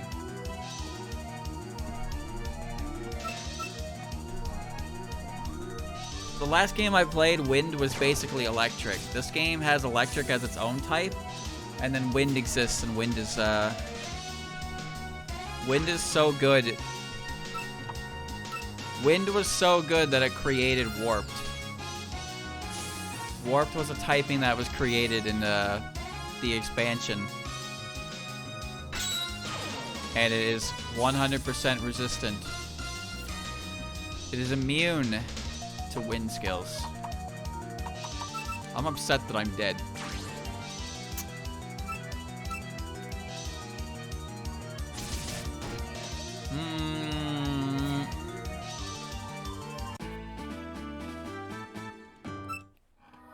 Alright.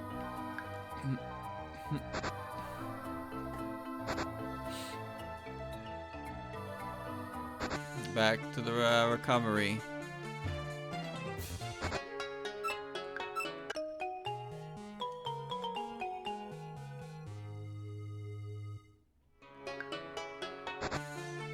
Back to the forest.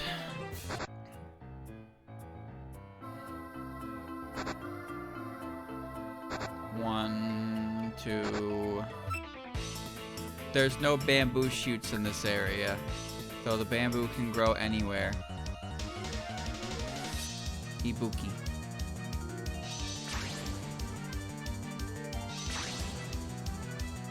Where have I seen that color scheme before? I can't place it.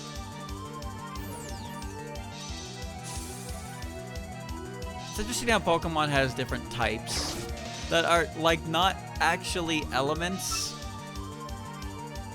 but it's just like, you know, rock type. Like, what defines a rock type move, chat?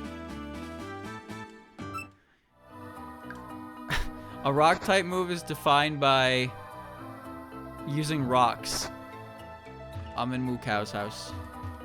As long as I'm attacking with a rock, it's a rock type move. Isn't that kind of silly?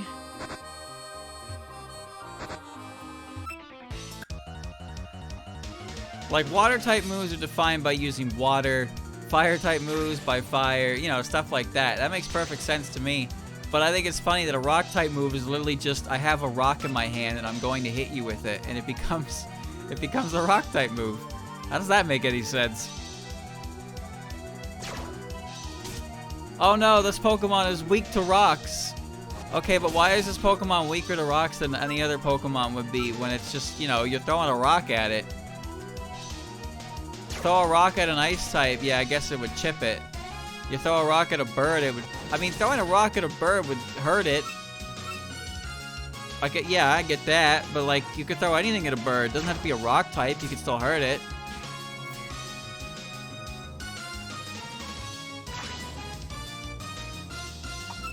I'm out. I'm out. Get me out. See you later. Tenshi's overhead as a rock.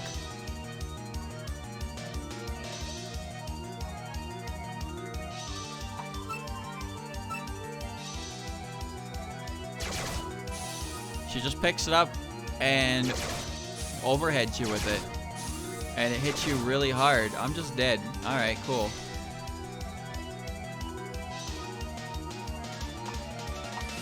Alright then.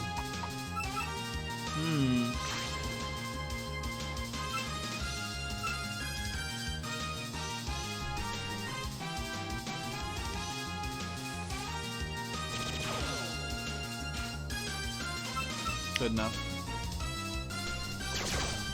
I am familiar with shooting arts. It's one of Aya's moves. Hit me again. Alright.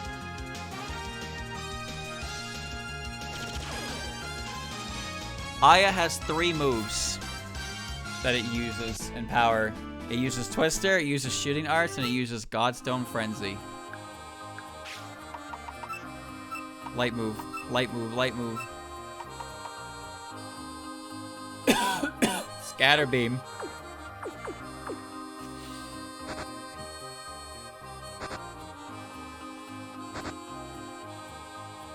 What? I don't know what just happened, but I was aiming to get out here anyway. Alright. Oh! I'm dead. Squirtle. Rock, ground, combine to become earth. Earth kind of makes more sense because earth is like an element in itself. But I always thought that rock was just kind of like silly. Maybe just a bit silly. Oh man. There's a good place to rest around here. So to the south is where the Nightmare Cottage is. Yeah, speaking of. This pub is actually kind of obnoxious. Hobgob. What? I've been bamboozled. Alright then. Notori with Hobgob. And she's wearing her camo. How extremely fitting that was, huh? It's kinda good. Reversal sword.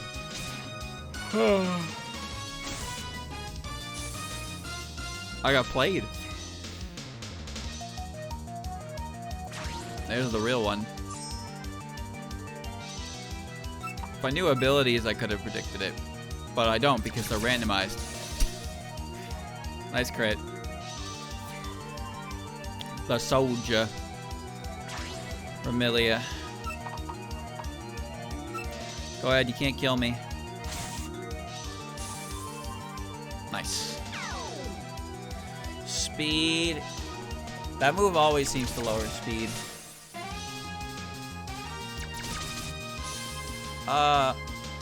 Okay. I gotta leave anyway. Any particular reason why Lily is the best puppet on the team?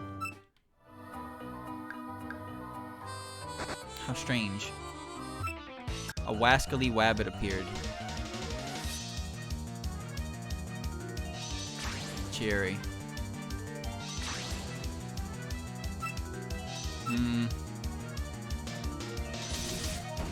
Oh.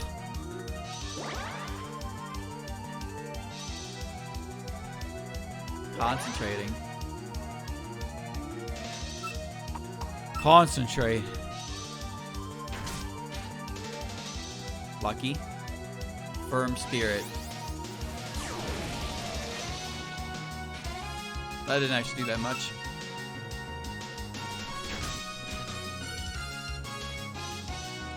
Concentrate. Concentrate. Focusing.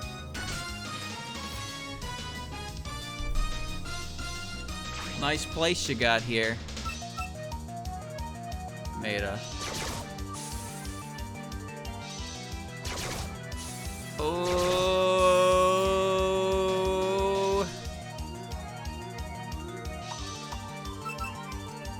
Okay.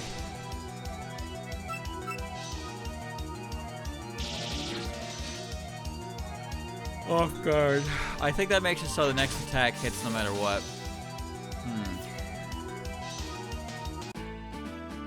There we go. I must leave. I have to get out of here. I gotta heal again. No getting lost in here. Lost Woods. Mushroom Forest.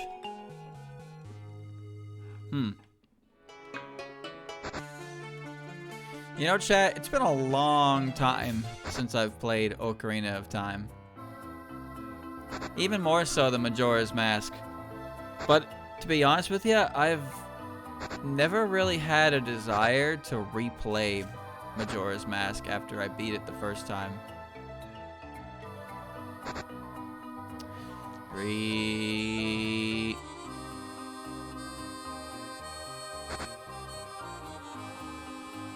We're finally here. We're saved. Go tell Master your arrival. Now, Touhou, will you properly show this human around? Got it. How good are you? Is it really true what they say? Pretty suspicious. How about a battle? I'm gonna make sure is all. Ocarina of Time is a game that I've finished once. Why do you have these two? I finished it once, and I was kind of just good with that. Like, it was one of those games that I felt like I had to play just for the sake of playing it. Kind of same with Majors.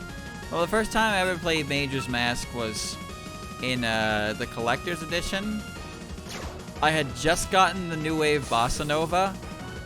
Like, I got all the eggs, I got the New Wave Bossa Nova, and I was playing the Song of Time to save the game. And while I was strumming the song on the guitar, the game errored and I lost all of my progress. So I just didn't want to play it ever again. So I didn't. And then years later, I finally went back and properly beat the game. Got all the masks, got the Fierce Deity mask, you know. Basically 100%ed it. I'm not faster than you anymore. But I have since beaten it. I never beaten the 3DS version. I had it. I had the 3DS version. I just, you know, I got the Ocarina, and then I just kind of stopped. I don't even know why. I don't really know what's different in the HD, like, 3DS version, aside from the way the Twin Robo fight works. Just gonna hit twice, huh? And I know that's not a very popular change. But I'm pretty sure... I don't remember if I'd beaten Majora's Mask before getting that game. But I did play through Ocarina of Time 3DS. I did beat that one. They're fine games. They're fine. There's nothing wrong with them. I just found that, I don't know. The whole attitude towards Ocarina of Time is kind of insane. Like it's the greatest game that's ever been made. But I just don't really feel that way about it. I think the game is fine, don't get me wrong. It's a fine game. And I know that at the time it was a big deal. But I don't know, I just feel like the game itself isn't like super crazy. Link moves clunky. So many glitches in it. Speedruns are wacky.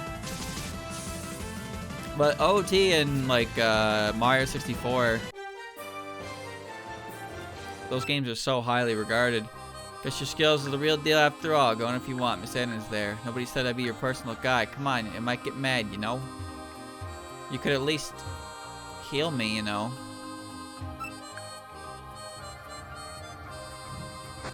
Every time I come in here, I walk in the wrong room first, and then I have to do the battle. Every goddamn time.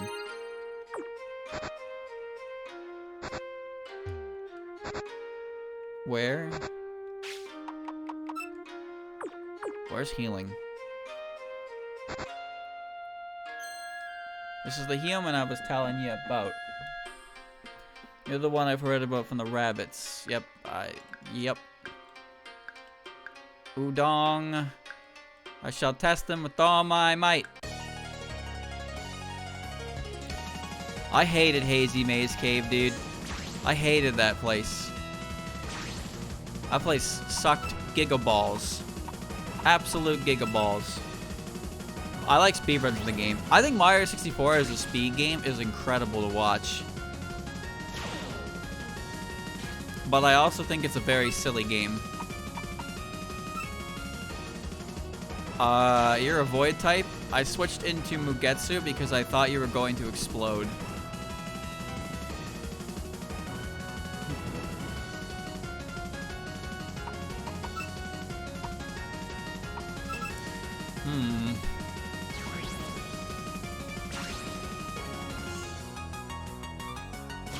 Alright. Guess we're just pressing this move. Now you're probably gonna explode now. No? Alright. Maybe you should've. Some of the later stages in Mario 64 are kinda goofy. Lethal Lava Land and Rainbow Ride are very strange levels. Because they really are just like geometry thrown around the place and called a level. But some of them have like real, are like a real area. Bomb on Battlefield and Womp's Fortress are really, really nice. I like JRB is good. Cool Mountain's also really good.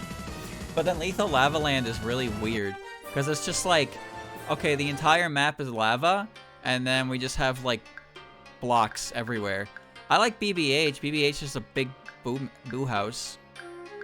It's a big boo house. Shifting Sand Land is you know, pyramid, desert. Hazy Maze Cave is a big maze cave. It's pretty cool. I'll give it that much. Whoops. This is how you heal in these circumstances.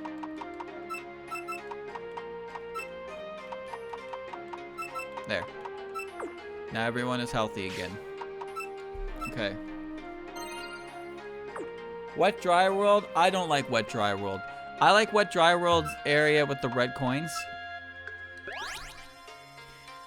Didn't realize she was gonna do that, but that's alright. Tall Mountain's okay, even though it's a little weird. I don't like Tiny Huge Island personally. It's my least favorite. I got lost. Creepy, gloomy shed. Hold on, I have to raid the place first. Snowman's Land is okay, even if it is kind of simple. And then TikTok Clock is really neat, but then Rainbow Ride is just... I don't like Rainbow Ride. I don't think Rainbow Ride is very good. It's the double door, right? I think it's the double door.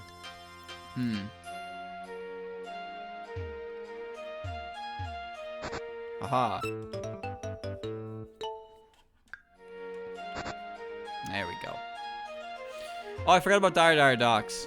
Dire Docks, I don't know, that one's okay, but it's kind of weird. It's a really weird, like, area. It's weirdly placed. It's weird. It's like, it's actually the only star. It's the only star in the game that's actually required now that I think about it. Bum bum bum bum. Stop the person with white hair. Okay.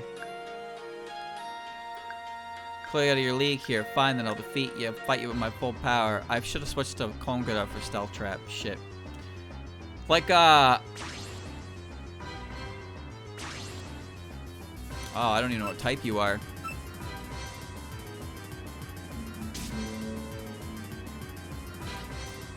Like, the interesting thing about Mario 64 is you need 70 stars to beat the game properly, right?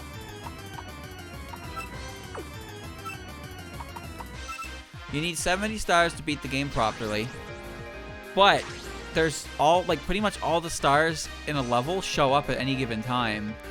But the only star you actually need to get, like, to the top of the castle is board Bowser's sub. Sure, the first star you get from Bomb-On Battlefield is intended to be the showdown with King Babam. But there's nothing there stopping you from getting the one in the Chomp's Cage. So you can get that as your first star, and then you don't even have to go back to King Babam. So I think it's really cool how you can kind of go wherever you want in that game, and there's very, very, very little forced interruption. The only star you need to get in that game is the one on the sub. Meanwhile, Galaxy's, like, I like Galaxy, but it's definitely way more streamlined. Very few, like, extra stars you can get in the way. Sunshine's the same, but I also like Sunshine. Nazarin, huh?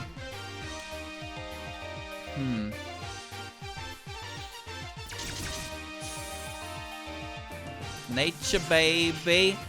Nature. Oh, we're winning. Odyssey's good. Odyssey is a little too open, though. Just because, like, some moons are really stupid. Corona Mountain. I think Corona Mountain is a terrible area, only because it decided to make the worst mechanic imaginable for it. Wow, your entire team just loses to crossbow assault, huh? Lily. Why did they put a wooden boat in Corona Mountain? That doesn't even make sense. Like, there shouldn't even be a boat in there.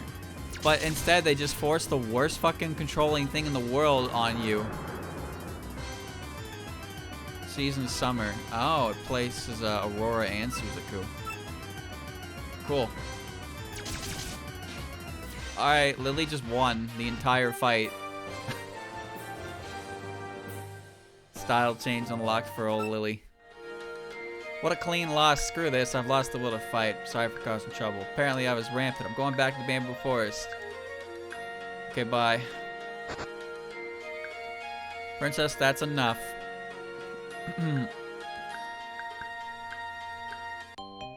Woodcutter doll.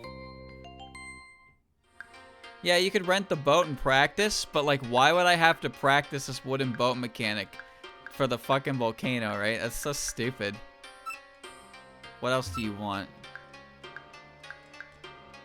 Kind of rude, aren't you? I did appreciate that the fire panels and the spike panels pretty much instant killed Mario. Need to clean up all this mess. It's from the moon. Okay. I really do like Sunshine, but there are a lot of things about it that kind of irritate me. The main one is the blue coins. Also, every mission 8 in that game pretty much blows chunks. I do not like the mission 8s. I'll figure this out eventually. Where was the gloomy cabin? I think it was south of this one. There it is, yep. There are rumors about that shack. Bring a dream seam pill. I can't afford one yet. I gotta wait. But there's some stuff down here. We'll let you go to the moon. Skill card 69. Medicine. Oh. Okay. Welcome to the Hut of Insanity. Oh shit, a freebie. Okay. Infinite darkness. That's just not good. Alright, let's go to the moon. I got a free one. I forgot you get a free one in here. Good night. Hey, how you doing? It's me.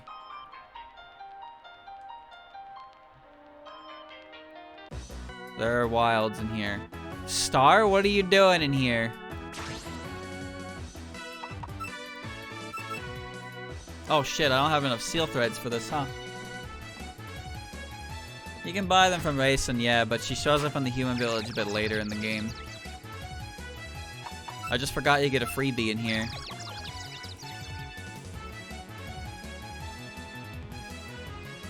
Whoosh. Doesn't work. Snap out of it, Remy. You're better than this.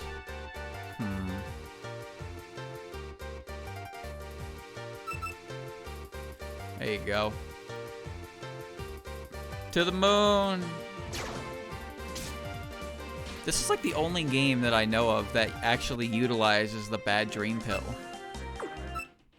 It's pretty interesting.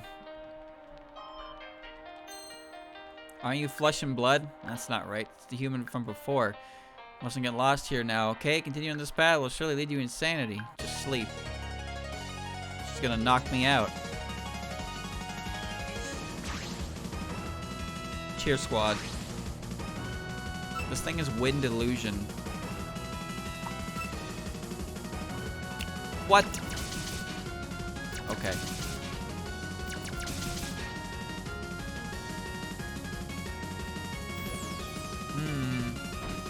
What do you mean butterfly dream pill, not bad dream pill? They both exist.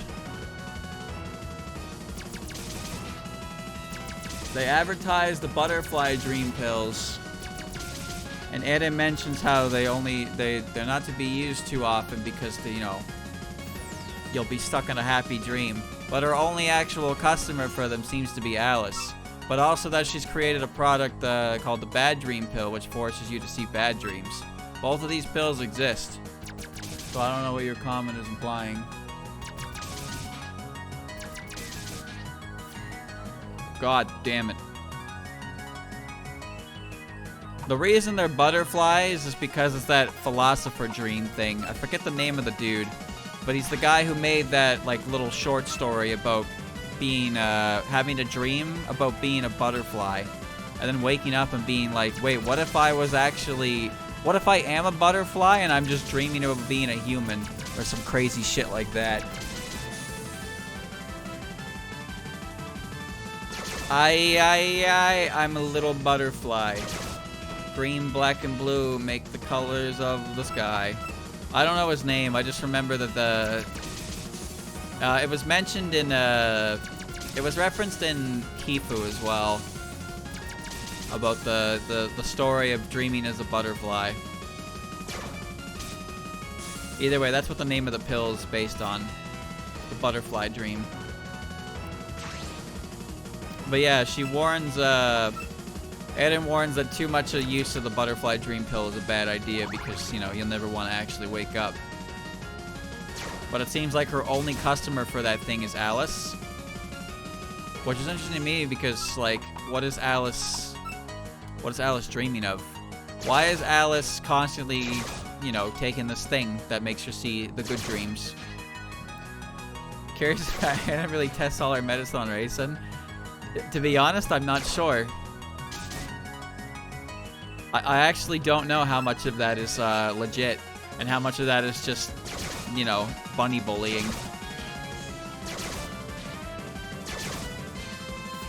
Are there any examples of her doing it in canon? I mean, there's the ultramarine elixir, right? There's that. Don't feel like sleeping, huh? Is that alright? Up has Lunar Capital, a maddening dream an ordinary person can remain for too long. Even then, you still intend to move ahead. Yeah, sure.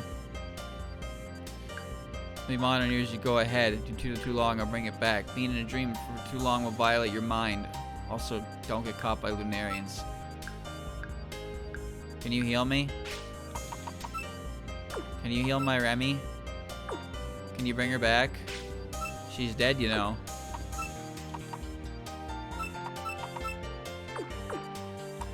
Do I have a...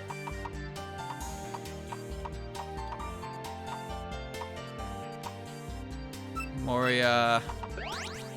Okay. That's fine. To the moon!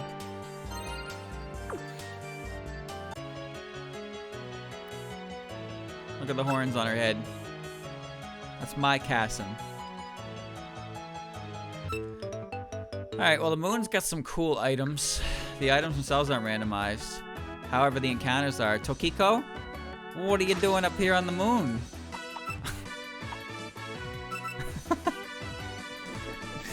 She's on the moon! High magnetism. Wait, haven't you just sealed your fate? That's gonna turn this into... Or does that not apply for me? It apply for you. No, it applies to me. Okay. Okay, that's one.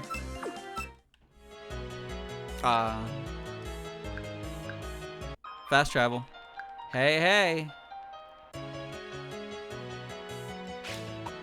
This area is so underutilized. It's kind of disappointing. Like, I get the whole shtick to it, but like... There really isn't much up here at all, huh? Orin, what are you doing here? There's a couple good items. You can run into Yorihime and talk to Toyohime and see their character art, and then they just tell you to fuck off, and it's like, okay.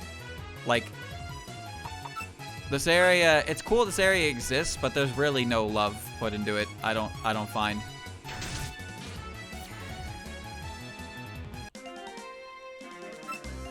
I think I prefer that, though, to Lost Words' idea of including the Lunarians in absolutely fucking everything.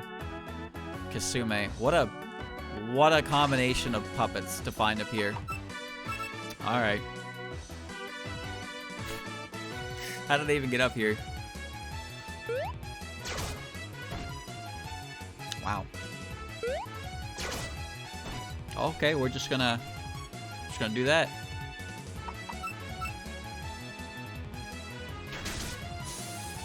Nah, but it's like, you can't even, like, go out onto the moon's surface. Oh, whoops. Like, you can only really explore a little bit of the capital, and interacting with any Lunarians just makes you, like, have to leave anyway, so you don't want to do that. But it just would have been nice if there were more connected points up here than just kind of like a small tucked away cabin. Whoops.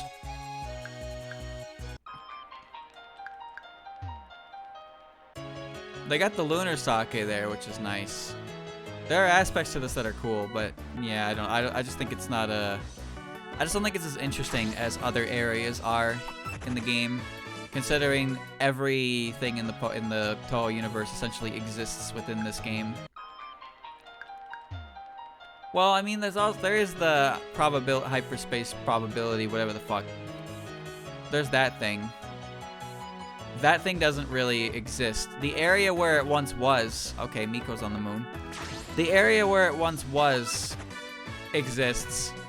And I'm kind of glad that the extended version has a teleport to a whole new location. It teleports you to the Torifune satellite, and you can find Yumemi and Chiori up there, which is really cool. Because not only did it include Touhou 3 stuff, but it included some of the stuff from Hifu as well. And also, those two characters are believable to like be up there on that thing. I am really fucking jobbing this right now. But there's no map that's just the moon, you know? Like, if you want to find Junko, Hikatia, and Clown, they're all in the area before here in the Dream Tunnel. But I kind of like the idea of just wandering on the moon's surface for a little bit, just because, you know, I can. Oh, baby.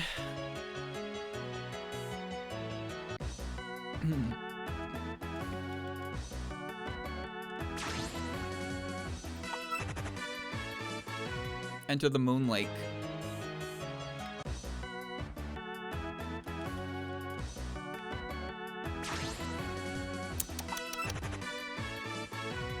There's like, I know there's an item in here I want.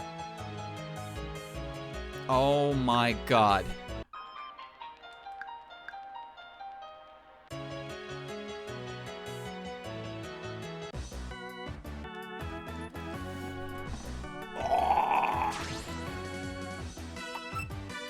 Why can you not run away?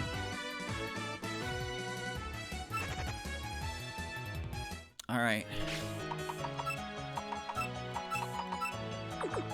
Bro, carrying a fairy around, like, this is high alerta right there. Okay. Hi. I want this puppet, this rabbit to look at my puppet and just be like, nothing funny here. What was that noise? Don't see me. Sagum. Human.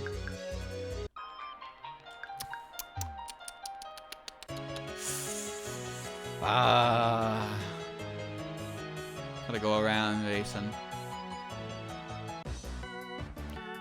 I think at this point it's just the lunar sake that's left. You got the ribbon.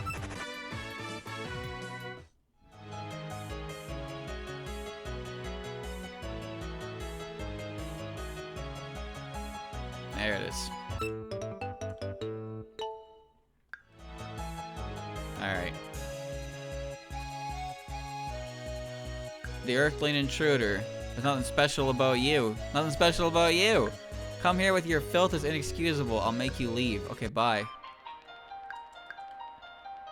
What a bitch.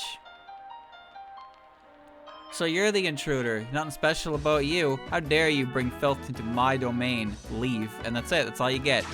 You get kicked out. I went there. I stole your sake, and then you kicked me out. Should have checked my belongings before you did that. Yumeko. That's a good puppet. So there's 3 encounters in here.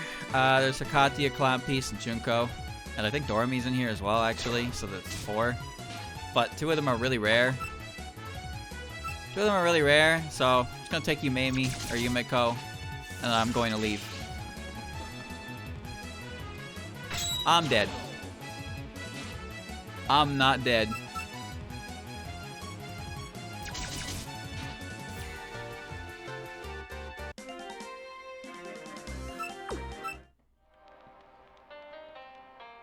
Time to wake up. It was just a dream. Okay.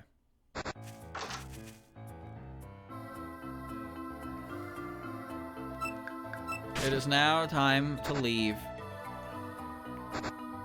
Get me out of here. I wish to go.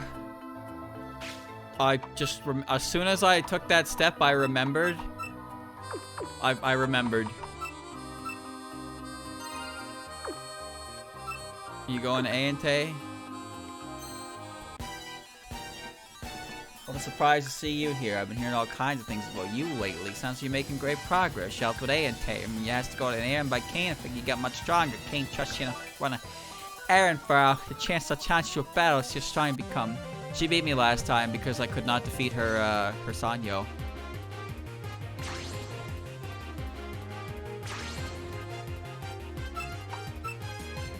Stealth trap. Cannot beat me. That did too much. This won't kill you either. But I'm not switching into that move because I have no information on it. It's okay, I got my rocks up.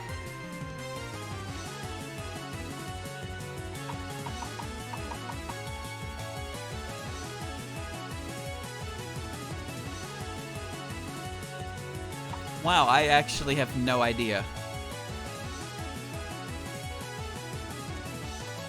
I don't have any fire moves. I lost my steel move. I don't have any poison moves either.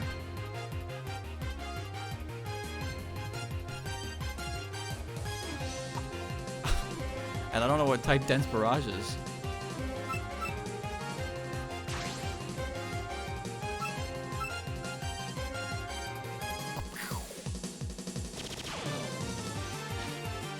Well, it doesn't matter. Mugetsu wins. Kane, this thing beat my ass last time. Switch right into Kasen. Nope. No games. No games.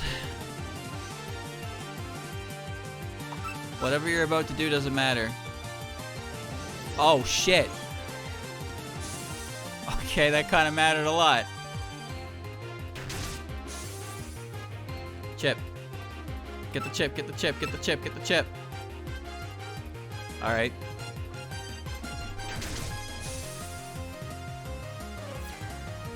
Good. Kikuri.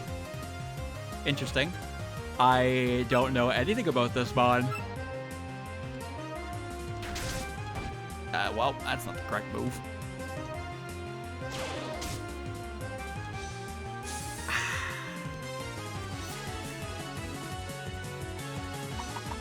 Everything has an illusion move. They all have the good one, too. Nice. One more, one more, one more. Sika.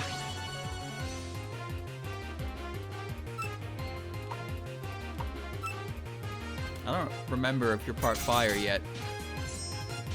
Okay, I think I got this.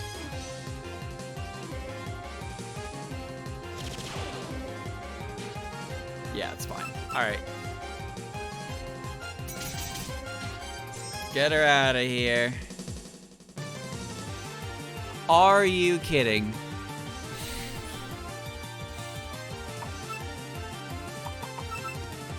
Alright. Since you want to play that game.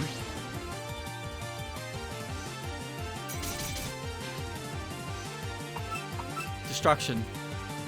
Perish.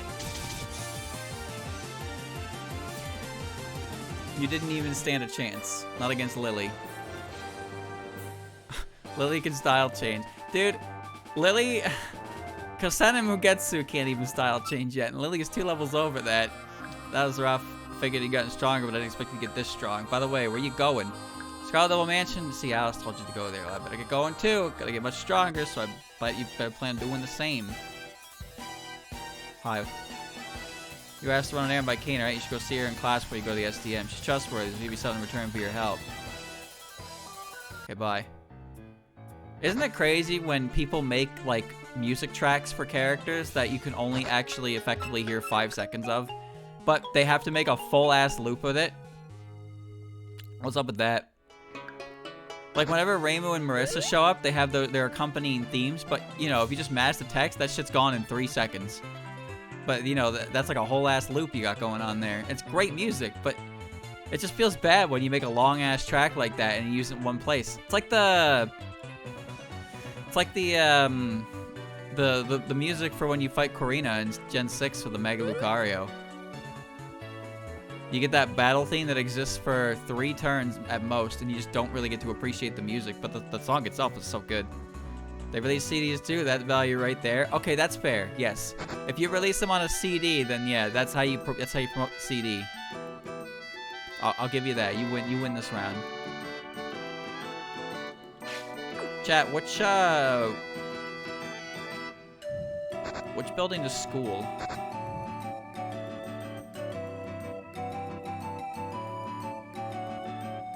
What building is the school? This is Mioi's house. Good vegetables. Oh, whoops. Whoops. Princess and police officer. That is level 7. Well.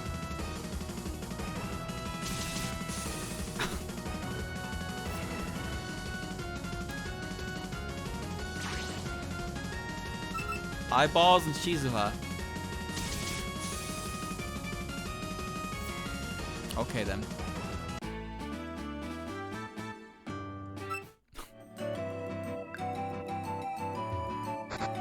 That's not the right place.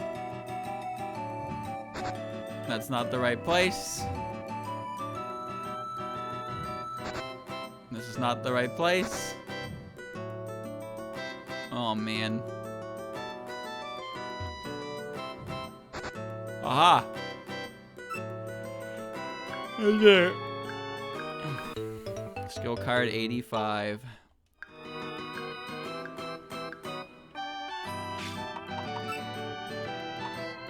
Ice Age. It's pretty good.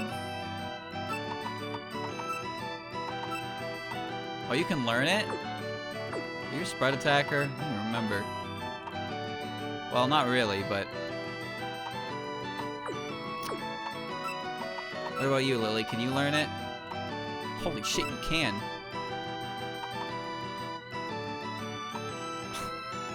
Okay. Sure, why not? Lily can now call in the Ice Age.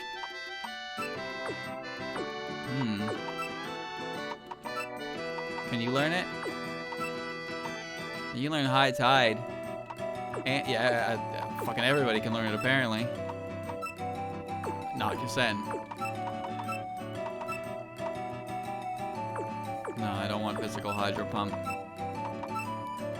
Infinite Darkness. Well, that's fine. Lily is just too powerful. A lot of noise. Wonder what it is. It's the headbutt. Okay. Where's the way to the SDM? Let's open that up. It's over this way. To the left, and then north, yeah?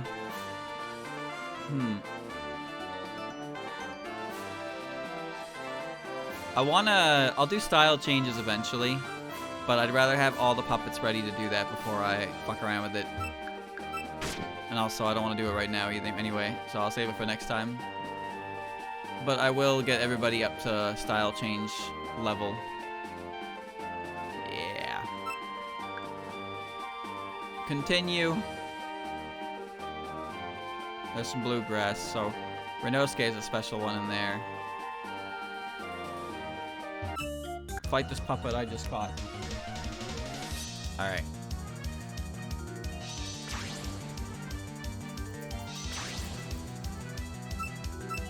Fire your needle.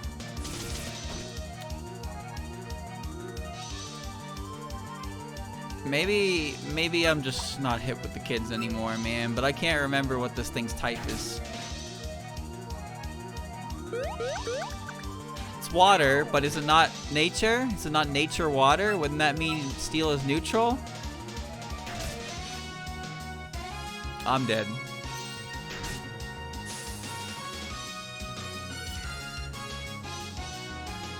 Man, that is some grade A shit. They're light. You know what? That makes perfect sense because they're the fairies of light. You know why I think they're all fucking nature? It's because of the Touhou puppet play games. There is no light type. So they all end up being part nature.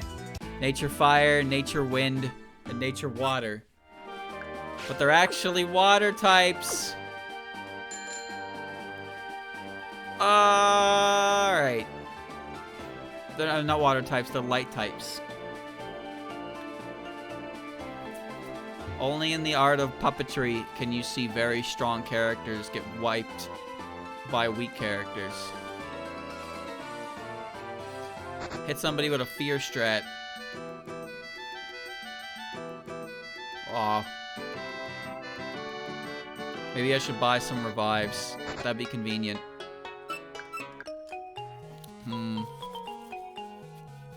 Everything's packing counter and mirror code, dude. I gotta be careful.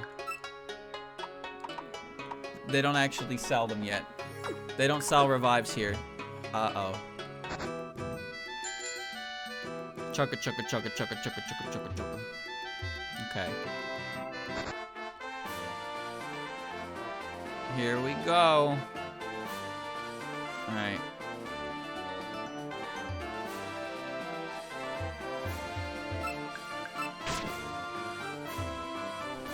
I'd like to open the way to the lake.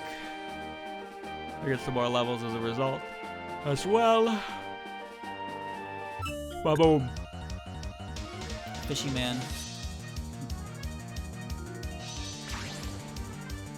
Alright. Thrust.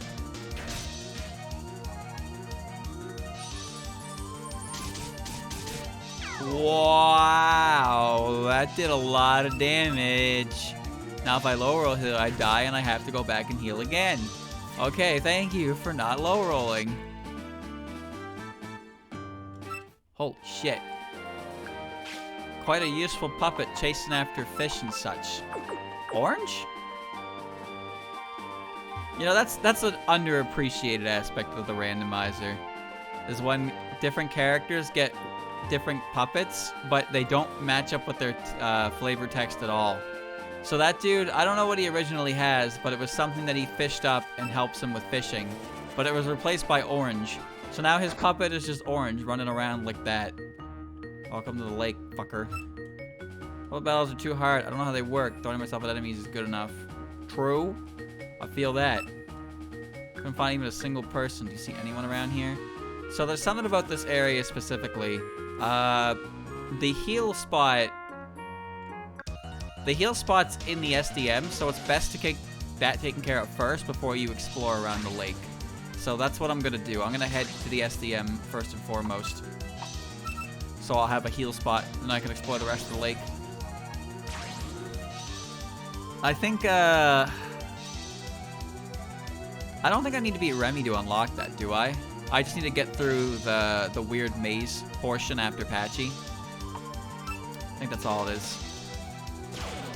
Heavenly blessing.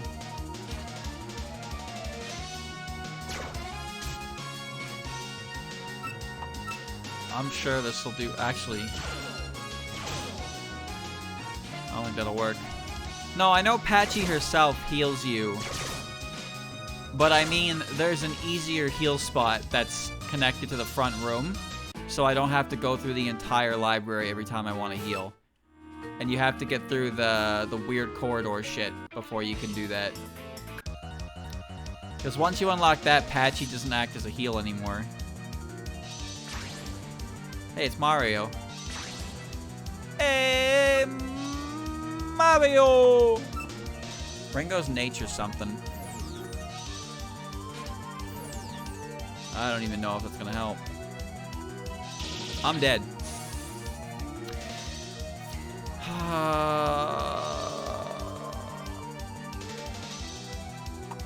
Chat. What game was it that you lose and the game's like, it says game over, yeah. What game is that? I know I've heard that somewhere before, but I couldn't tell you. I can't place it. Well, I'm dead now.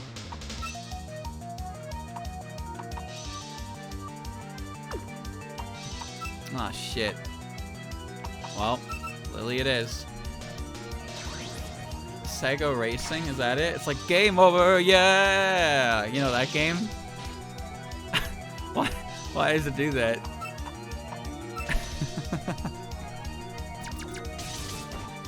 That didn't even kill it. That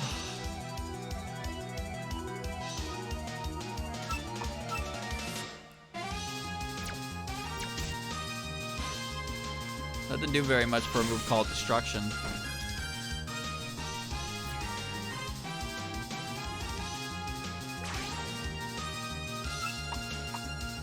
It's all about having the greatest great game over screens imaginable.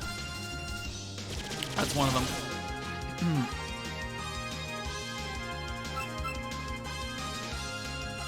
Like bootleg game over screens, chat? Holy shit. Those are metal.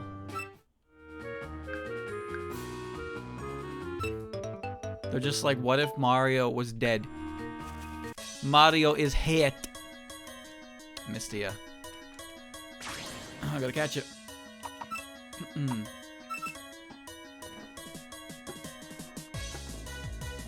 Felix the cat is just gonna rip his face off. That's your game over screen. That's your game over screen. Heh.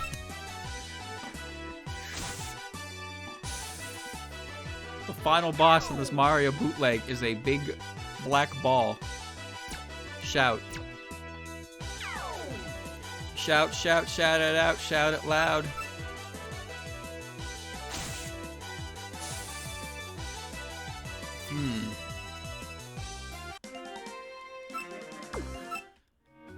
Check for another one. Got Mistia Sagum.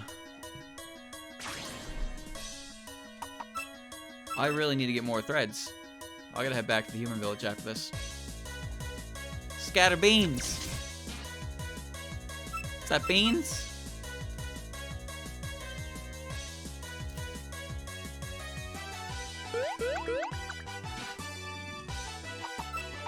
I like Bomberman Heroes game over screen. It's just some lady comes out, she's just like, the game's over. It's like, damn bro, alright. So you can choose to continue, and Bomberman gets up, and if you say no, he starts just fucking moving towards the light. That's like the only text in the game, not text, sorry, voice in the game aside from Bomberman's like random noises. It's just this woman who's just like, the game's over. It's like, bro, what? That's so weird. It's uncomfortable. There goes the seal.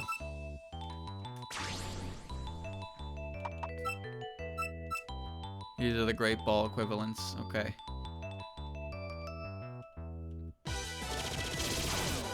I'm out of my Pokeballs.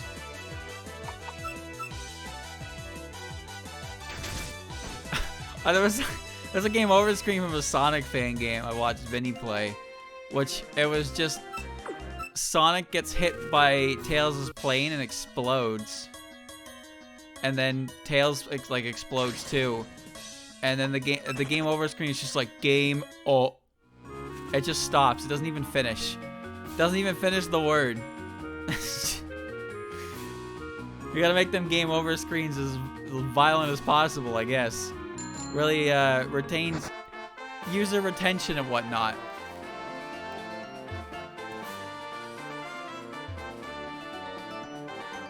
Well, the original plan was to get to the SDM, but it's fine.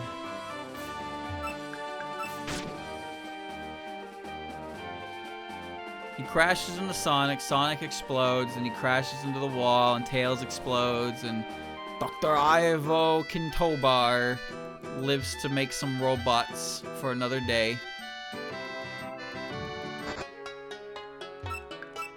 Alright. Who sells the seal threads here? Should be Marissa's dad, right?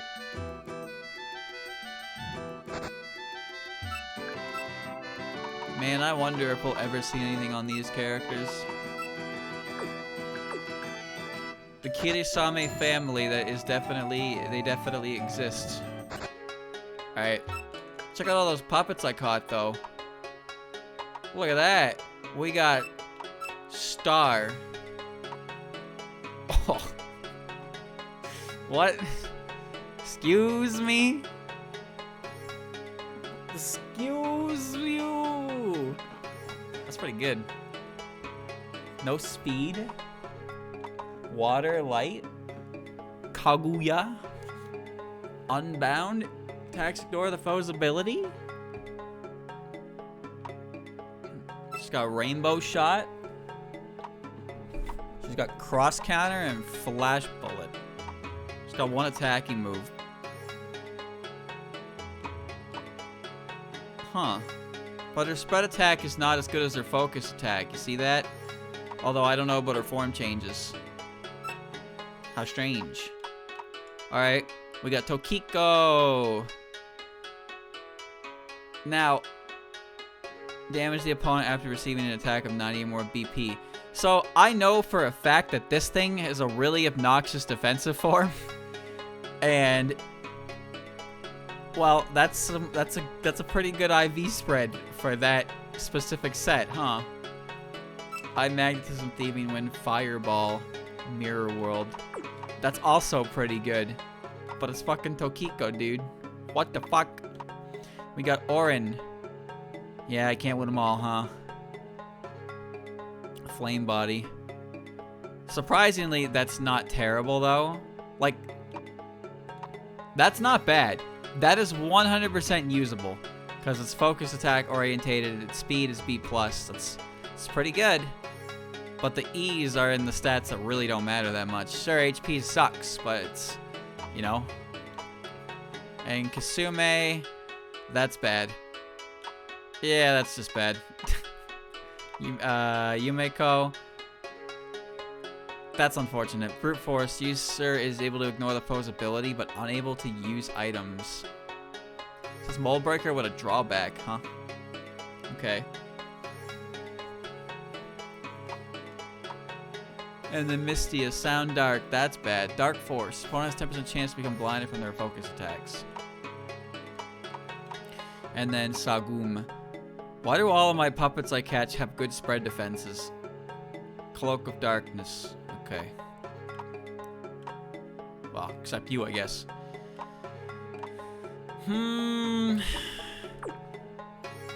What do you think, chat? What do you think? We got Remy here. We got Boss Lily. Yo, Lily's.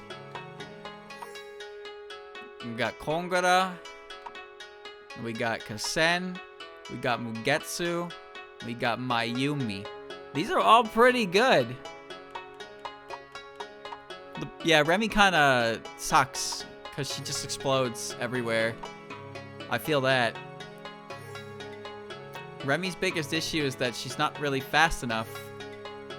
And she's really, really frail. Also, her typing makes her super susceptible to steel. But the question is, chat, who do I replace her with? Star? For light water? The Star's kind of cracked. It's got no speed, but I don't know if it needs it. And then you got this thing, which is like... This thing is like ridiculous when it gets its defensives form. I know this thing is dumb because I've fought it before. It's really hard to kill. It's really fucking hard to kill.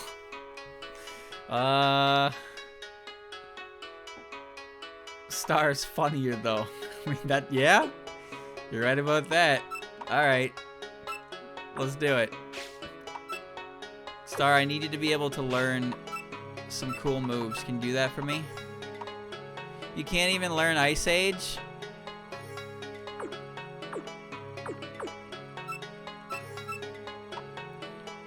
You can't even learn Ice Age. Okay. Oh, Flash Bullet sucks. Okay. 2 fairies? Yeah, that's 2 fairies, but Star and Lily White aren't the same character. I'll go see her outfits. Yeah, I can go see her outfits.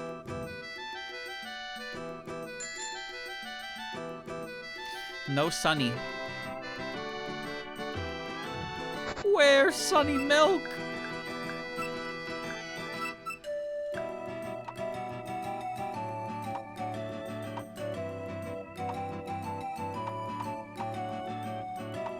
Huh. There's like so little change. That's just a maid outfit. And this, I don't recognize it. I'm fine with the neutral one. Alright.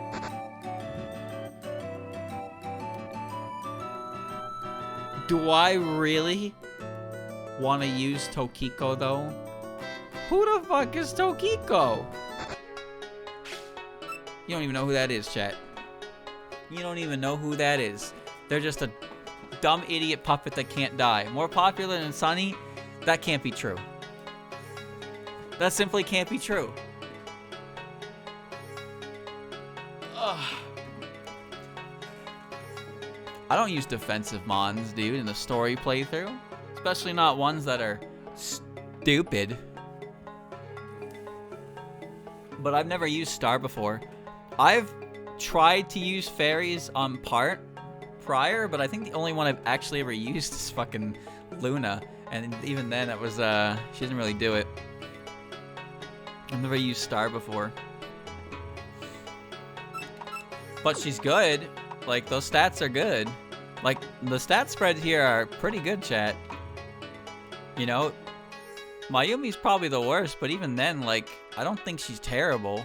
She's just susceptible to spread, and I don't know what things hit me with spread or not, so that's what I have to worry about. Okay. Alright. I gotta get her level up. Get some PP on that. Okay. Well, I'm gonna stop for now. I get my boot up on my own, though, and, like, get her matched up to everybody so I'm not dragging behind. I mean, a good idea. Time to quit. Okay. Well, there you go, chat. Good progress. So yeah, like I said, the plan is to get to the SDM and do that section first. Not necessarily fight Remy, but I want to do the section so I can unlock the healing. And when I unlock the healing, I'll be able to do the rest of the lake and scope that out. And then that'll, you know, that'll be good progress. Great progress, just in general. Got really lucky in the Moko fight because Lily just swept the whole damn thing. So there's that. And, yeah. That's all, really. No issue. There weren't any big issues in any trainer battles. There were a few moments, but nothing too detrimental. I just played terrible against the Kane and almost got swept by it, but it's fine. I wasn't going to lose to Kasen in the back.